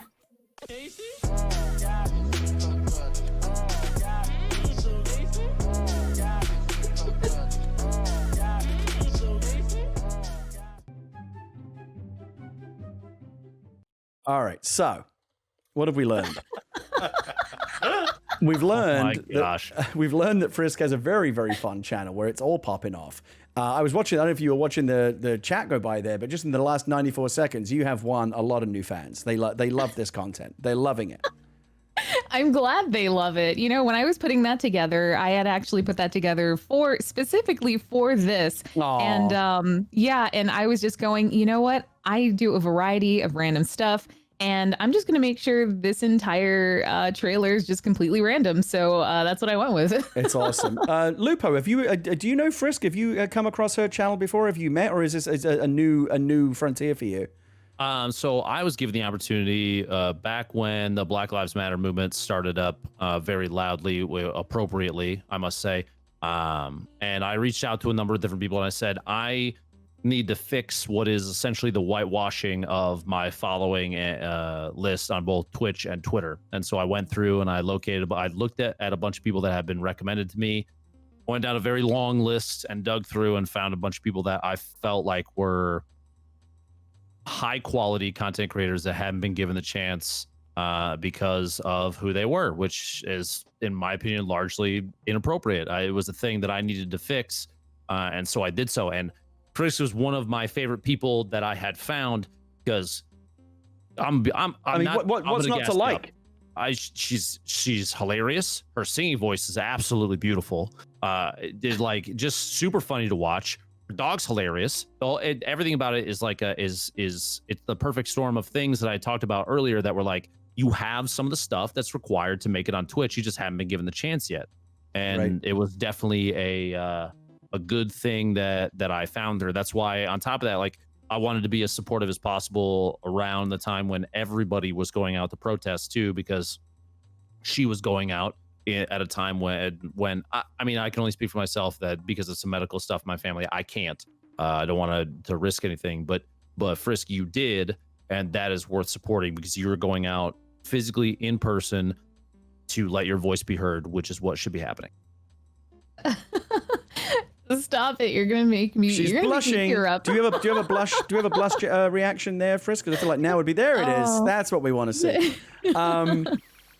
No, you're absolutely right. I mean, and Lupo, I went through a similar kind of experience as you, where I felt like, I got to broaden my horizons, and I did a whole color change fundraising special here in Animal Talking, and I got to meet so many people who are now among my favorite streamers, like Friskk, like DJ Knight, like Cypher of Tyr, who I now have a show, Dungeon Crossing. By the way, look at this, Dungeon Crossing with Cypher, one of the coolest new people that I've met from doing this show. I think she might be even hanging out in the chat right now. I was watching a little bit of that. Oh yeah, we're gonna be having a lot of fun with that going forward, and I just love it. I'm so glad that I did that. Friskk, how did you first get into streaming? What was your journey like? So my journey started about I want to say 5 years ago. And I was playing video games like anyone else. I was playing on Xbox at the time. I used to play a lot of Call of Duty and Gears of War and stuff. And I was just playing with some of my random internet friends. And there was a new person among us, and they heard me talking, and they were just like, "Hey, are you a streamer?" And I was just like, "What the the streamer?" Did you like, "What is the streamer?" Did you bleep yourself? Yeah. That was impressive. That was impressive. Thanks. But yeah, so they asked me if I was a streamer, and I was like, I don't really know what that is. And they were like, oh, all right, hold on, let me show you what's going on there. So then they linked me to Twitch, and I checked out a few channels, and I was like, this seems really funny and cool. I feel like I could do something like this. So a few days before Christmas, I was in Best Buy, and I saw an Elgato capture card on the shelf, and I was like, you know what? I'm going to do it. I'm just going to buy this capture card, and I'm just going to get into it. I'm going to stream. I'm just going to go for it. And, I've been streaming ever since. I love it. Tell me about the origin. We talked a little bit about the origin of your name, Friskk, because I was kind of intrigued by it, especially with the extra K there. And you told me that this goes all the way back to the early, we talk about a blast from the past. This goes back to the early days of AOL, America Online. Yeah. So, oh boy. So yeah, my username. So this is, okay, everyone, I want everyone to keep in mind, this is back in the days, I was very young. I was very impressionable. Okay. We were all that young and impressionable at one point. So I was, we had just gotten a family computer, and we had, AOL, AIM, whatever. And I saw it, and I was like, oh, okay, cool. And when you opened up AIM, it would literally just throw you into these chat rooms. And it was always just these chat rooms with these weird names like, oh, baby girl for you, or like Hot Man 69. And I was like 10 years old at the time. Oh my God. I was like 10 or 11. And I was like, wow, these names are so cool. Oh man, I want a cool name too. And then I was just sitting there going, whoa, what should my name be? I don't know. And then I decided to go with Frisky Thing. And then after about 5 minutes, I was like, wow, this is dumb. But I like the name Friskk. Friskk sounds cool. So then I was Friskk ever since. Lupo, you must have been on America Online back in the day.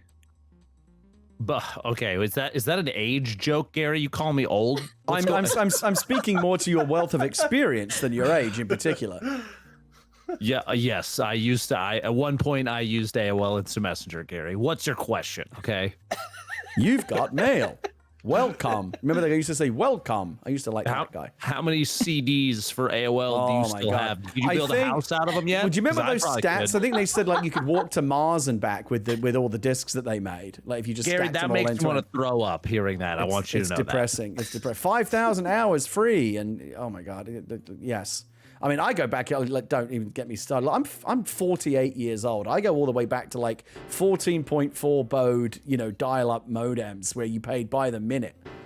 Well, if it makes you feel any better, you and I look the same age in game. Okay, I can't even tell. That's why I love this game. People say to me like, why do you have hair in this game? You're bald in real life. I'm like, why are you a muscle-bound barbarian in Warcraft? That's not what you look like. The whole point is to be someone that you're not. Are you trying to tell me that Friskk does not have anime eyes in real life, Gary? And how dare you? Yeah. Yeah. No, this is exactly what I look like in real life. What are you talking about? I'm a vampire. I never age. Friskk, there was another video of yours that I wanted to show. Oh no! I haven't watched it, and I'm not going to watch it, even as I play it. I feel like other people can watch it, but I'm going to look away. Streamers do all kinds of things, all kinds of gimmicks to like hit donation goals, hit sub goals. Like if I get 100 subs or whatever, I'll sing a song or I'll do this. You said that if you hit a particular subscriber goal on your channel, you would eat a scorpion. No. It was what do you call it? I was doing my fundraising for the Guardian Con event for St. Jude, and I said if we smashed our goal, that I would go on finish. Friskk, you're picking hairs about the wrong part. You said you would eat a scorpion. That is true. I feel like the focus here is on the wrong thing. Yeah. Let's keep our eyes on the prize here. I'm just going over. I'm just gonna play this clip. I'm not gonna watch it, but I'm gonna play it. We hit my goal. Oh god. I would eat a scorpion. I would eat a whole scorpion. And not only did we hit our goal, we crushed it. We raised over $11,000 as promised. I'm going to eat a scorpion. And don't worry, I'll make sure it's ASMR. No. Let's start with the claws. Wow, look at that little claw. Is it over yet? Ah, I can hear it. Oh my god. Wait, what? Oh, a leg. Ooh. Yep. Another leg. I ate a whole scorpion. Oh, look at the Why are you eating it so slowly? Did you see that? Because we hit our stop. goal. I can't. I gotta bail. I gotta punch out of this thing. I can't watch the rest of this. Pointy AF tail. Love that. Pointy AF tail. Because it was super pointy. Yeah. All right, it's almost over. It's almost done. I'll tell you when you can look. Why am I still watching it? I don't know. Why are you? I can't stop. Oh, that's gross. It tastes like Oh. it tastes crunchy. Oh my And god. bleh. All right. Okay. I'm done. It tastes bleh. So Dr. Lupo, have you ever eaten a scorpion on your stream? I'm gonna be very frank with you. I don't have the balls to do that. I just want to make to the point you can achieve success, Friskk, without having to resort to these kind of stunts. Like, there was no need for that. You ate a whole scorpion. Are you a superhero? She How did. did you do that? No. The superhero was 2 acts ago. Oh my god. Oops, sorry, I'm I leaving didn't this see face on for a while now. Good lord. Yeah. It was a very interesting experience that. eating the scorpion. Oh my god. So was it like cooked? Yeah, where'd you get it from? We need to know scorpion details, I think. Yeah. Okay, all right. We gotta I play went to this my out now. Scorpion dealer, and I'm kidding. I don't have a scorpion dealer. I went to Amazon. So on Amazon, you can actually get a bunch of like dehydrated things and dehydrated gross bugs and stuff like that. And so a dehydrated scorpion is one of the things you can buy. And I bought it in this combo pack that actually comes with a water bug. You know, the giant water bugs you see in Animal Crossing skating on the water? I have one of those. Sorry, I asked. I haven't eaten it yet. I told my community if we hit our sub goal and unlocked another emote, which we're like super far from, I was like, yeah, I'll eat 2 of them. And how many more subs do you need for that? It's a lot. My next emote is not until like 2200, and I think we're at like I think 700 right now or something like that. Chat, get to work. That is a crazy feat. What? Where are you going? Yeah, I think Adam's had enough. He's finally crying uncle. I guess I have to ask one last question. What did it taste like? What did it taste like? Yeah. Well, it tasted like bleh, like it was gross. It was crunchy. It was very crunchy. And then when I got to the like I guess like the meatier part of the scorpion, which is like the middle part where the body was, it was sort of like it almost tasted like medicine. That's the best way to describe it. It wasn't very delicious. The one thing I do know is the educational segment of the show is that they are at least very nutritious, extremely high in protein. I used to watch this show. It was an Australian show, but they showed it in the UK. It was called Bush Tucker Man. And Bush Tucker Man was kind of like a real life Crocodile Dundee. And he went out into the bush, because Tucker in Australia is like, a colloquialism for food. And so he would go out into the bush looking for Tucker. And I always remember this episode where he shoved his arm inside like the rotten bark of this tree, like right inside. And when he pulled it out, his arms were like swarming with giant grubs the size of hot dog buns. And they were swarming all over his arm. And he just went, yeah, good Tucker. And he took a big bite out of this thing. I wanted to be sick. But yeah, you can survive off that stuff. Very, very nutritious. Yeah, I've seen, what is it? What's his name? The bear guy.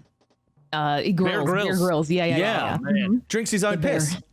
Just say, you want to see a man drink his pee? Yeah. Bear Grylls. You've come to the right place. Did you know come that they back had down too early? It's sterile, Yeah. They what do you call it? They had an interactive game show on Netflix with him. And I don't know if you saw that, but it was like a Bear Grylls versus the Wild. And if you could basically choose it was like a choose your own path story where whatever you chose is the path he went with. And obviously he had to record both each time. So there's points where he just straight up eats gross bugs and he's like, whoa, that was delicious. And I'm just like, enough. I want to change it. Yes, Adam. I just wanted to point out something I've seen in the chat a bunch, that Frisk's Twitch channel just surpassed a level 5 hype train. Oh my gosh, even what? while offline. Hey, she's not even online. She's not even. That's the power of animal talking. Oh my gosh, that's terrifying. I just opened up my notifications. A level 5 hype train when you're not even broadcasting. I don't know if that might be a first. You want to see something crazy, Gary? What's that? I'm going to show you the power of the internet. Ready? Okay, I'm ready. Friskk, have you ever heard of a thing called Twitch Prime? My gosh. If you haven't, you should hear about it. If you have an Amazon Prime account, you could look at your Twitch account right now and you could sub absolutely free once every 30 days to channels like twitch.tv/Friskk with 2 Ks at the end. You could go there and you could use your Twitch Prime sub right now. Surely not. Dr. Lupo, surely you're pulling my leg. That sounds like that bargain's too good to be true. I can assure you it absolutely is. It's kind of mind-blowing that you could literally, I mean, if you don't use it, Gary, you quite literally lose it. Use it or lose it. Well, use it. I believe that's where the phrase comes from. So you're telling me that you can go over to twitch.tv/Friskk with 2 Ks right now and subscribe for free using your Amazon membership? You better go warm up those water bugs, I'm just putting that out there. All right, I'm gonna go grab those and I'll make a whole video for it. Also, guys, thank you so much for the level 5 hype train. I did not expect that. That is nuts. Let's go. I can't even get a level 5 hype train going on my own channel. There's no hype train going on over here. They're going to other people's channels to do them. Whatever. I'm not going to take it personally. Friskk, you have two lovely dogs that we got a glimpse of on your channel there. Yes, I have two handsome boys, and I love them. They're my world. So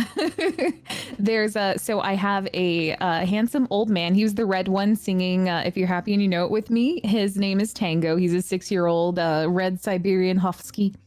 And he's like really, what do you call it? Just a grumpy all the time. And then I have a almost 10-month-old puppy. I have an almost 10-month-old husky puppy, and his name's Indy. So he's the one that burped in my face. Oh, they really are. 550%. That's Tier 5. 550% tier 5 hype train. What? I've never before seen the like. 500%? What is happening? Do I have to eat 2 bugs? I mean, you might have to. As I said, you might want to warm them up. Just put that out there. I'm going to bring my next guest on in just a moment. Our musical guest, Kenny Fong, is going to be joining us very, very shortly. Before I do, I just want to ask you one more question, Friskk. Dr. Lupo, of course, has given us the benefit of his wisdom as one of the top players in the Twitch streaming game. You've been at this a while as well. You've achieved some success. You're getting level 5 hype trains while not even streaming. So I think people might well come to you and say, what have you learned on your, like, what do you know now that you wish you'd known at the outset, and what advice would you give to streamers who are just getting started?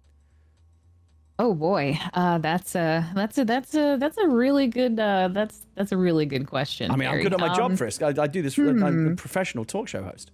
Yeah. So I guess when it comes to advice, I would say that you should definitely treat people the way you want to be treated. You know, I like that. Regardless of status, regardless of how many followers someone has, stuff like that. I think you should always try to make sure you treat others with the same respect that you would, expect yourself. And also, remembering people are people.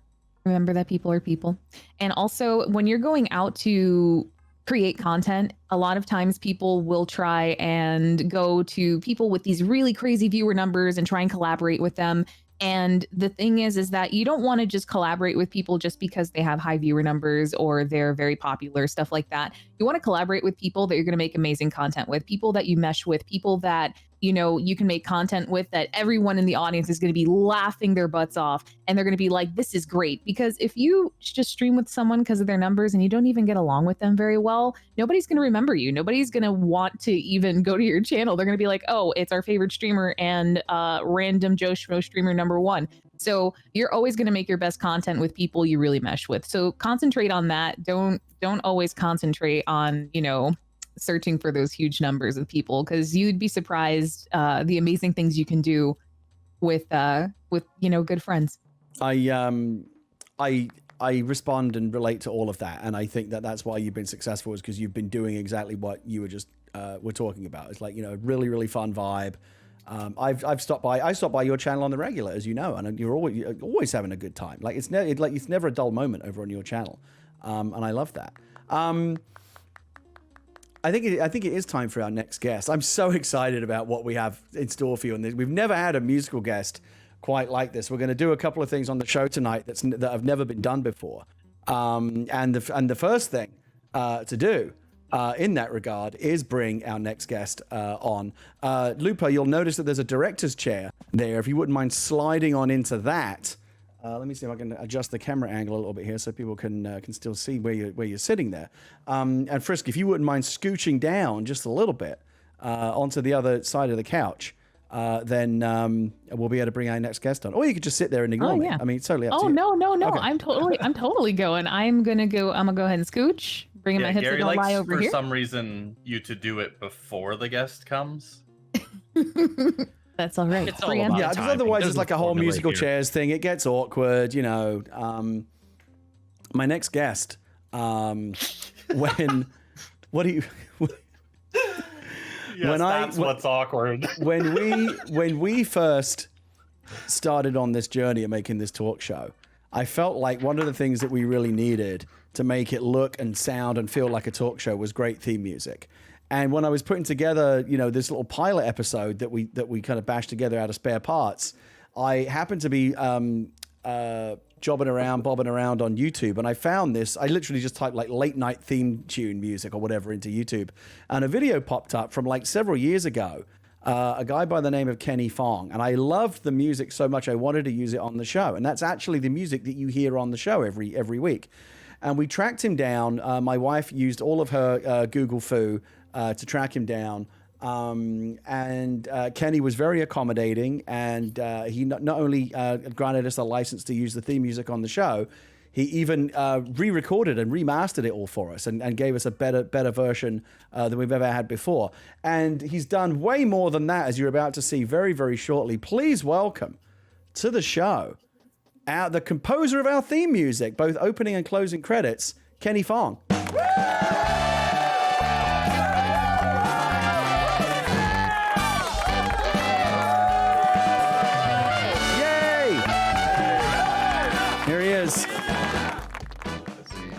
Hello, Kenny, sir. How are you? How's Do we have you? We got you. We've got your audio. How are you? Let's get you on that. Let's get you on that seat. I am struggling to get on the couch. There we go. We got you. We got you. I'm going to boost your level just a little bit so that you're not too quiet. Kenny, yeah, what a journey it's been. I randomly found your music on the internet. So that was a piece that you composed and performed when you were like in like music class. Remind me like where that piece of music came from. Yeah, this was from 6 years ago. I was in college, and the composition teacher wanted to assign us an orchestration assignment. I think his only outline was that I had to have 8 instruments, and I was super into SNL at the time and the Saturday Night Live band, so I wanted to write something in that style. I never thought it would be picked up by something like this, though. And now you wrote the theme music to what The Verge called 2020's hottest late night talk show. And you guys are making dreams come true. Home to such guests as Brie Larson, Sting, Elijah Wood, Danny Trejo, T-Pain, DrLupo, and Friskk. Like the sky is the limit. It's good to finally meet my band leader, Adam. Oh, that's right, your virtual band leader, who doesn't really lead anything. He just stands behind a drum kit. I have been happily taking all your credit. You certainly have. Kenny, if you remember, the very first, when we first talked for the first time about getting official permission from you to use your music, I said to you, like, we should have you on the show sometime. And it's taken this long. I'm sorry it took so long, but I really think the wait has been worth it. I want to get straight to one of the coolest things that we're doing with your appearance on the show. When we talked about you coming on the show, you said, what do you want to do? And I said, would it be possible for you to perform our theme music that you composed and played lead saxophone on? Would it be possible to do that live on the show? And you wanted to do it, and it would be kind of tricky because it would involve like getting the whole band back together, and doing it live would have been really tricky. But what you ended up doing, I'm going to share it with the audience in just a moment. This is so cool. You did get the band back together. You got, what is it, like an 8-piece band? Was it 8 people? 10 people. 10 people. In there. 10 people. Yeah. And we're going to talk about the social distancing part of this in a moment. I thought I might have to give you a lecture. I know. But you did get the band back together, and you re-recorded live an entirely new version of the theme music. And not only did you do that, you shot a music video, and you brought it here on the show tonight. I've never played it live before, actually. Like when I originally recorded the stuff, I put it on, like I layered the bass and drums first, and then like slowly added instruments. But yeah, this is I think the live version is arguably better than the studio version. It's absolutely incredible. I'm going to mute the capture card. I'm going to go over there right now. Let me just make sure I've got it queued up right, because I really don't want to blow this. Hold on. All right, here we go. So Kenny did bring this to the show. You recorded this on Sunday. This is like brand new, right? This is very new. Yep, this last Sunday we just shot it. All right, let's go over. We're going to go over to the browser window. Please enjoy the Kenny Fong 10, I guess you would call them, and an incredible live rendition of the Animal Talking intro theme. 1, 2, 3.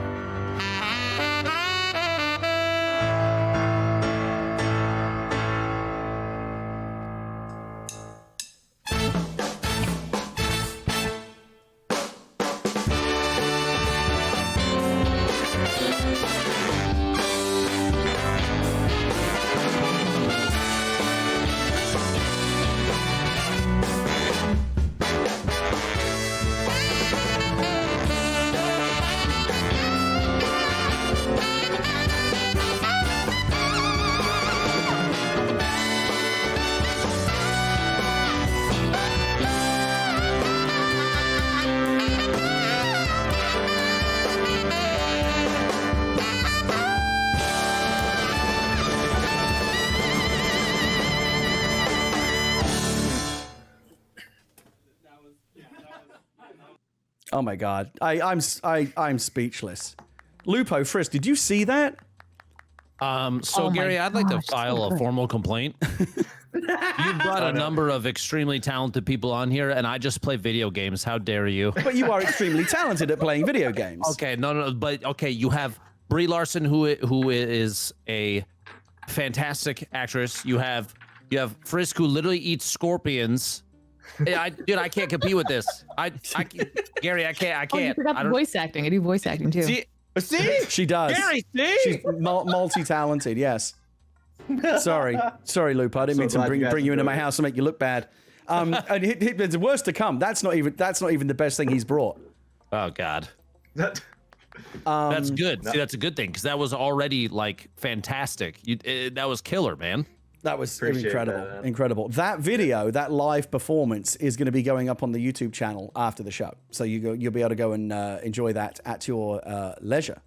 Kenny, by the way, arrangement hasn't. Oh, go ahead. sorry, no, please go ahead.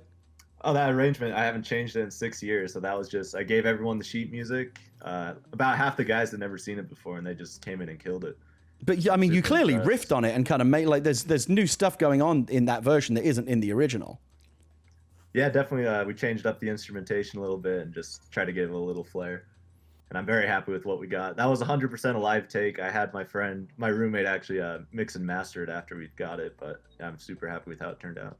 And by the way, just in case people don't think you're cool enough already, this is your own character. You do play Animal Crossing. This is your little guy that you brought to the island tonight. I went hard with Animal Crossing when it first came out. There's a good 3 year or like 2 months actually. No, I don't know how long it was, but my island is very Zen. Let's put it that way. I used a lot of Zen buildings from the Animal Crossing template. I love it. Oh, before I forget, I must make sure that I credit, because you did give me all the names, everyone who performed on that track. Lead saxophone and composer, Kenny Fong. Producer, Randy Slaw. Mixing, mastering, Chris Petty. Trumpet 1, Tom Young. Trumpet 2, Tyler Webb. Trombone, Patrick Bowie. Alto saxophone, Zane Peterson. Baritone saxophone, Ty Carter. Guitar, Adrian Baldwin. Keyboard, Kevin Judd. Bass, Andrew Pincock. And drums, Jake Larson. Incredible. And again, now, you told me that in Utah, where you recorded that, the limit is, under the current COVID guidelines, no more than 10 people in a room. So are you telling me that you squeaked in right under the wire here? It was 10, yeah, but I know that's still a little irresponsible. I just see a lot of people packed in a poorly ventilated room playing wind instruments, and I'm like, Yeah. I don't know if I like this. A high level of risk there. That's true. Yes. We kind of talked to each other. We kind of knew the risk, and we made sure everyone was feeling okay. Which obviously doesn't mean it's safe, but they all knew the risk coming in, and I'm very happy they were willing to do it. You make it sound like it was worth it. Like doing re-recording a theme song for a video game talk show was like, yes, we knew the risks when we went in, but it was worth it. The stakes were high. You've also brought, it's already 9 o'clock. The show's going to go as long as it goes. But I mean, I want to make sure that we get all of this stuff in here, because this is really cool. You mentioned, and we talked about this when we first started talking about doing music on the show. I know you're a fan of KK Slider. The biggest fan. I mean, talk And about a multi-hyphenated talented musician. I mean, he does it all. I do see that saxophone in the corner as well. Oh, yeah. KK Jazz, of course, is playing in the background right now. That's our ambient theme music. KK's always in the background. He's credited in the show's closing credits as part of our music team. And you mentioned to me one of the things that you wanted to try and do for the show was actually do a couple of cover versions of some of your favorite KK Slider songs. And you actually did. You went away, you busted out the saxophone again, and gave us a couple of incredible cover versions, both of KK Cruisin and KK Soul. Why did you pick those two songs? I mean, KK Slider's got a vast oeuvre. How did you choose those two? Let's put it this way. When I was playing the game, those songs were just stuck in my head all the time. Yeah, KK Cruisin's really catchy. Yeah, definitely. So I wanted to give it homage and try and do my best playing the melody on saxophone. I'm gonna so again, the full version of this, like all 3 minutes and 40 seconds of it, will be going up on the YouTube channel after the show. But first of all, I did want to. I'm going to play just like a minute of it so you can get a little musical flavor of what KK Slider sounds like when he's being covered by a master saxophonist like Kenny Fong. Let's go check this out. Let's do it.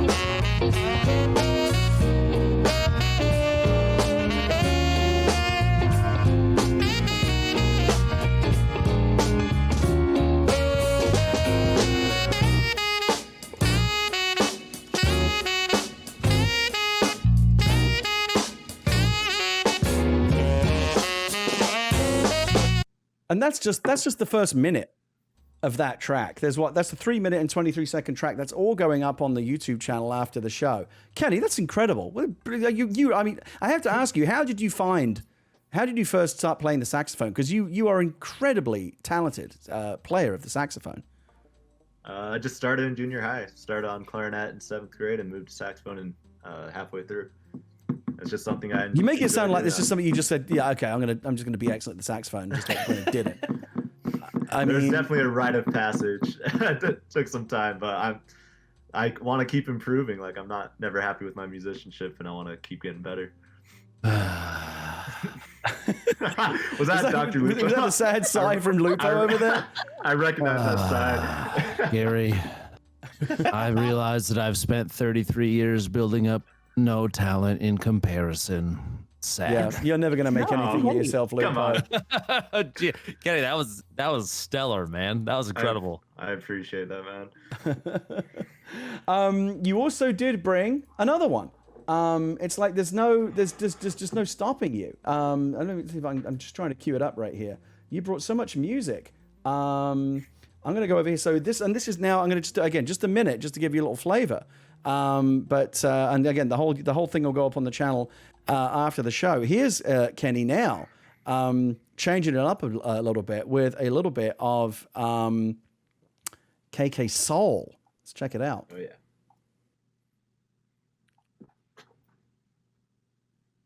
Is it working? Oh, you know what? Here's what I need to do. Now it'll work.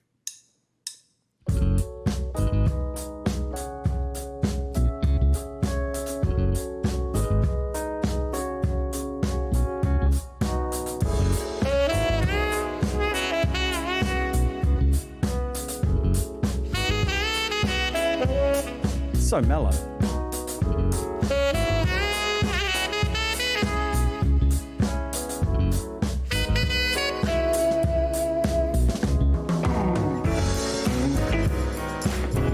This is so nice.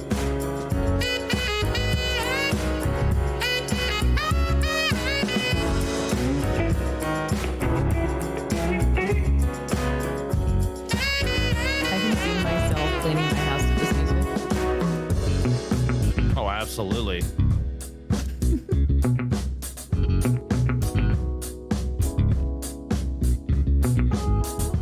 All right, I feel like you could make. I turn it off because it's getting too much. I feel like you could seriously make some babies with that music. Whoa, Gary! This is my Christian Minecraft server. How dare you? Jeez. Totally unrelated. Please give me the link for that, Samantha. I'll just get it queued up. All right, I'll see you. No, I'm just kidding. I'm gonna have KK Soul and KK Cruisin for you right after the show, and you're gonna be able to go and listen to that and do whatever you want with it. Whatever you want that to be the soundtrack for, it can be the soundtrack. Don't worry about it. I am working on getting a Spotify together. I'd love to get a live on Animal Talking little album together. For you guys. I think that's a terrific idea. Now, Kenny, you're doing all kinds of things musically. I'm still so joyful over here. Let me turn that off. There we go. You're doing all kinds of things musically. You're also currently in a band that has a really, really cool name called Jake and the Heist. Oh yeah. Tell me about that. Well, it's an original band for sure, but this band in particular, we kind of clash on originals versus covers, because in the music scene, it's like you're either pushing your original music or you're trying to get work as a cover band. It's kind of like trying to find that balance. So the pandemic kind of like just put the whole music scene on hold, and we all kind of together were like, why don't we just work on our album, you know? And so once the pandemic started, we did Zoom calls once a week and just started working remotely. And we're aiming to have something out, I think, within the end of the summer. Don't quote me on that, Jake, but we're pretty happy where we have it now, and we're working pretty hard on it. What kind of music is it? How would you categorize the Jake and the Heist sound? Ooh. Putting me on the spot there. I can get you out of trouble. I can just play a little clip. You brought a little sample from your upcoming album. Yeah, definitely. I also think Jake is very much going for like a JT Bruno D'Angelo vibe. That mix is a mix of the three. When I go over to the web browser here and look at the Spotify page for the band, what I see is very kind of 80s throwback, like cool, movie poster kind of vibe. Like I'm feeling like this, even before I hear it, I'm going to be hearing like a soundtrack for like some awesome 80s, Sylvester Stallone, James Woods kind of scenario where they're like mismatched cops or something. Yeah, well, I think you'll like this track. Then I had to pull Jake's arm a little bit because it's not final, but I think we're really happy where it is now. So I'd love it if you guys check this out. Yeah, I'm gonna do it right now. It's just a little clip, but we're gonna play it right now. Let's have a little sneak peek at Jake and the Heist. Don't say a word. Don't say a thing. That's like stay with me. Don't say a word. Don't say a thing.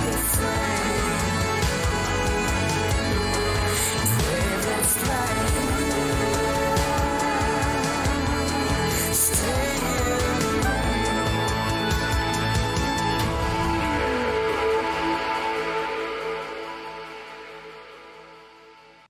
Wow.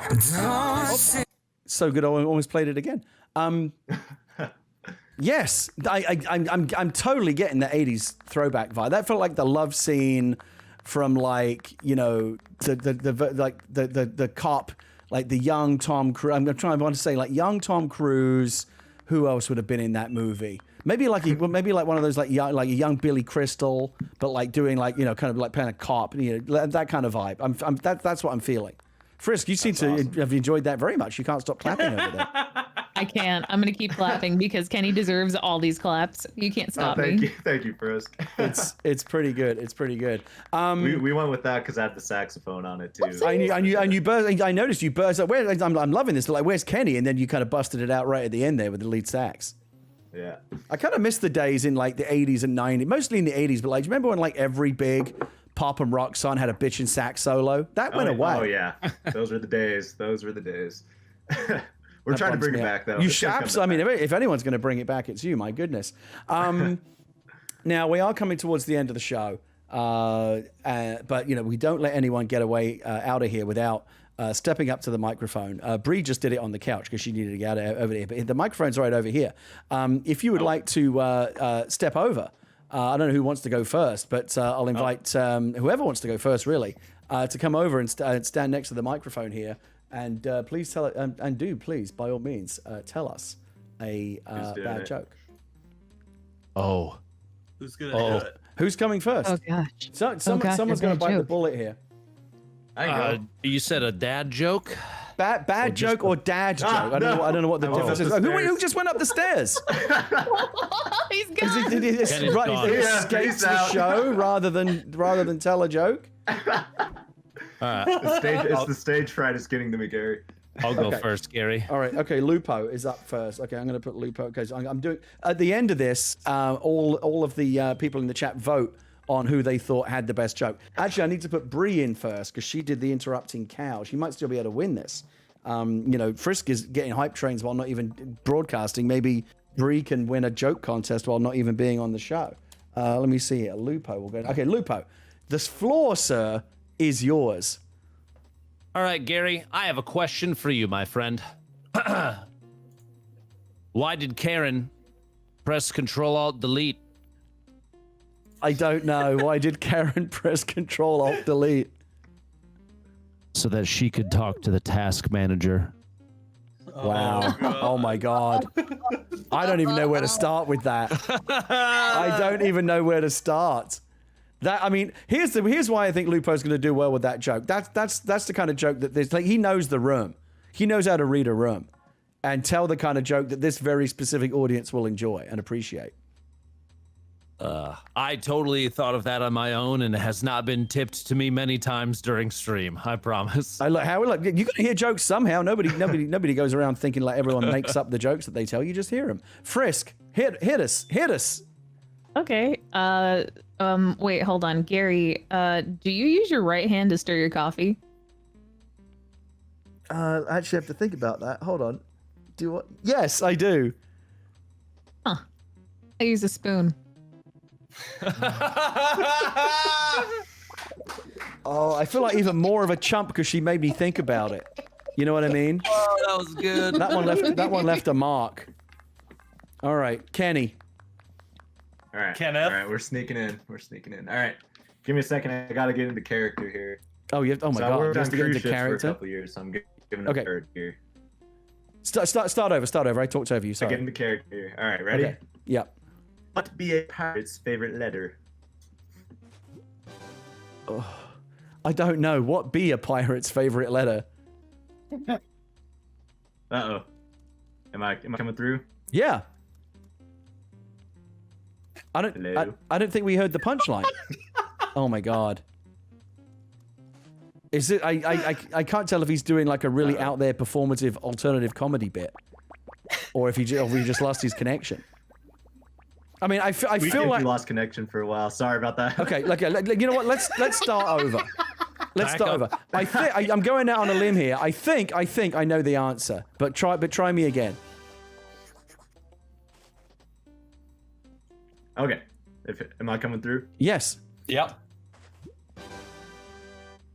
I don't know if I'm coming through or not. We can hear you. Oh, okay, sorry. We got you. What Go be a ahead. pirate's favorite letter? I don't know. What's he doing? Adam! You'd think it'd be R, but Yes. his first love be the C. Okay, all right, we got there. Okay, all right, we got there. And there was a twist. The poll is now up at the top of the chat. You get 60 seconds to vote. Brie with the interrupting cow, Lupo with the task manager, Friskk with the spoon, and Kenny with a pirate's favorite letter. Let's see. In the early running here, Lupo is actually, I knew it because he's rigged this. He's brought all these fanboys in. Look at this, Lupo running away with it. I don't know that it was necessarily the funniest joke, but Lupo is leveraging the power of his fame here. Gary, you're really gonna try and do it like that, huh? It's coming in. It's looking okay. So right now, Lupo well in the I got lead. a question for you. Yes. What do you call a cow that plays an instrument? Oh my God, I don't know. A musician. Hey. Boo! Nobody asked for that. Nobody wanted that. You know what I mean? Nobody hate it wanted here. that. Yeah. Seriously. I think, this is as good a time to wrap up the show. First of all, don't go anywhere because we always raid at the end of the show. We find a small Animal Crossing channel and raid it. And don't forget, you all were given, I believe, gifts as compliments from the show when you first got here. If you would care to unwrap those gifts now, then now would indeed be the time. I'm being blocked by Friskk. Oh, Friskk, you need to shift over so Kenny can get off the couch. This happens every time. Me for $24.99 before I let you out of this chair. Oh no!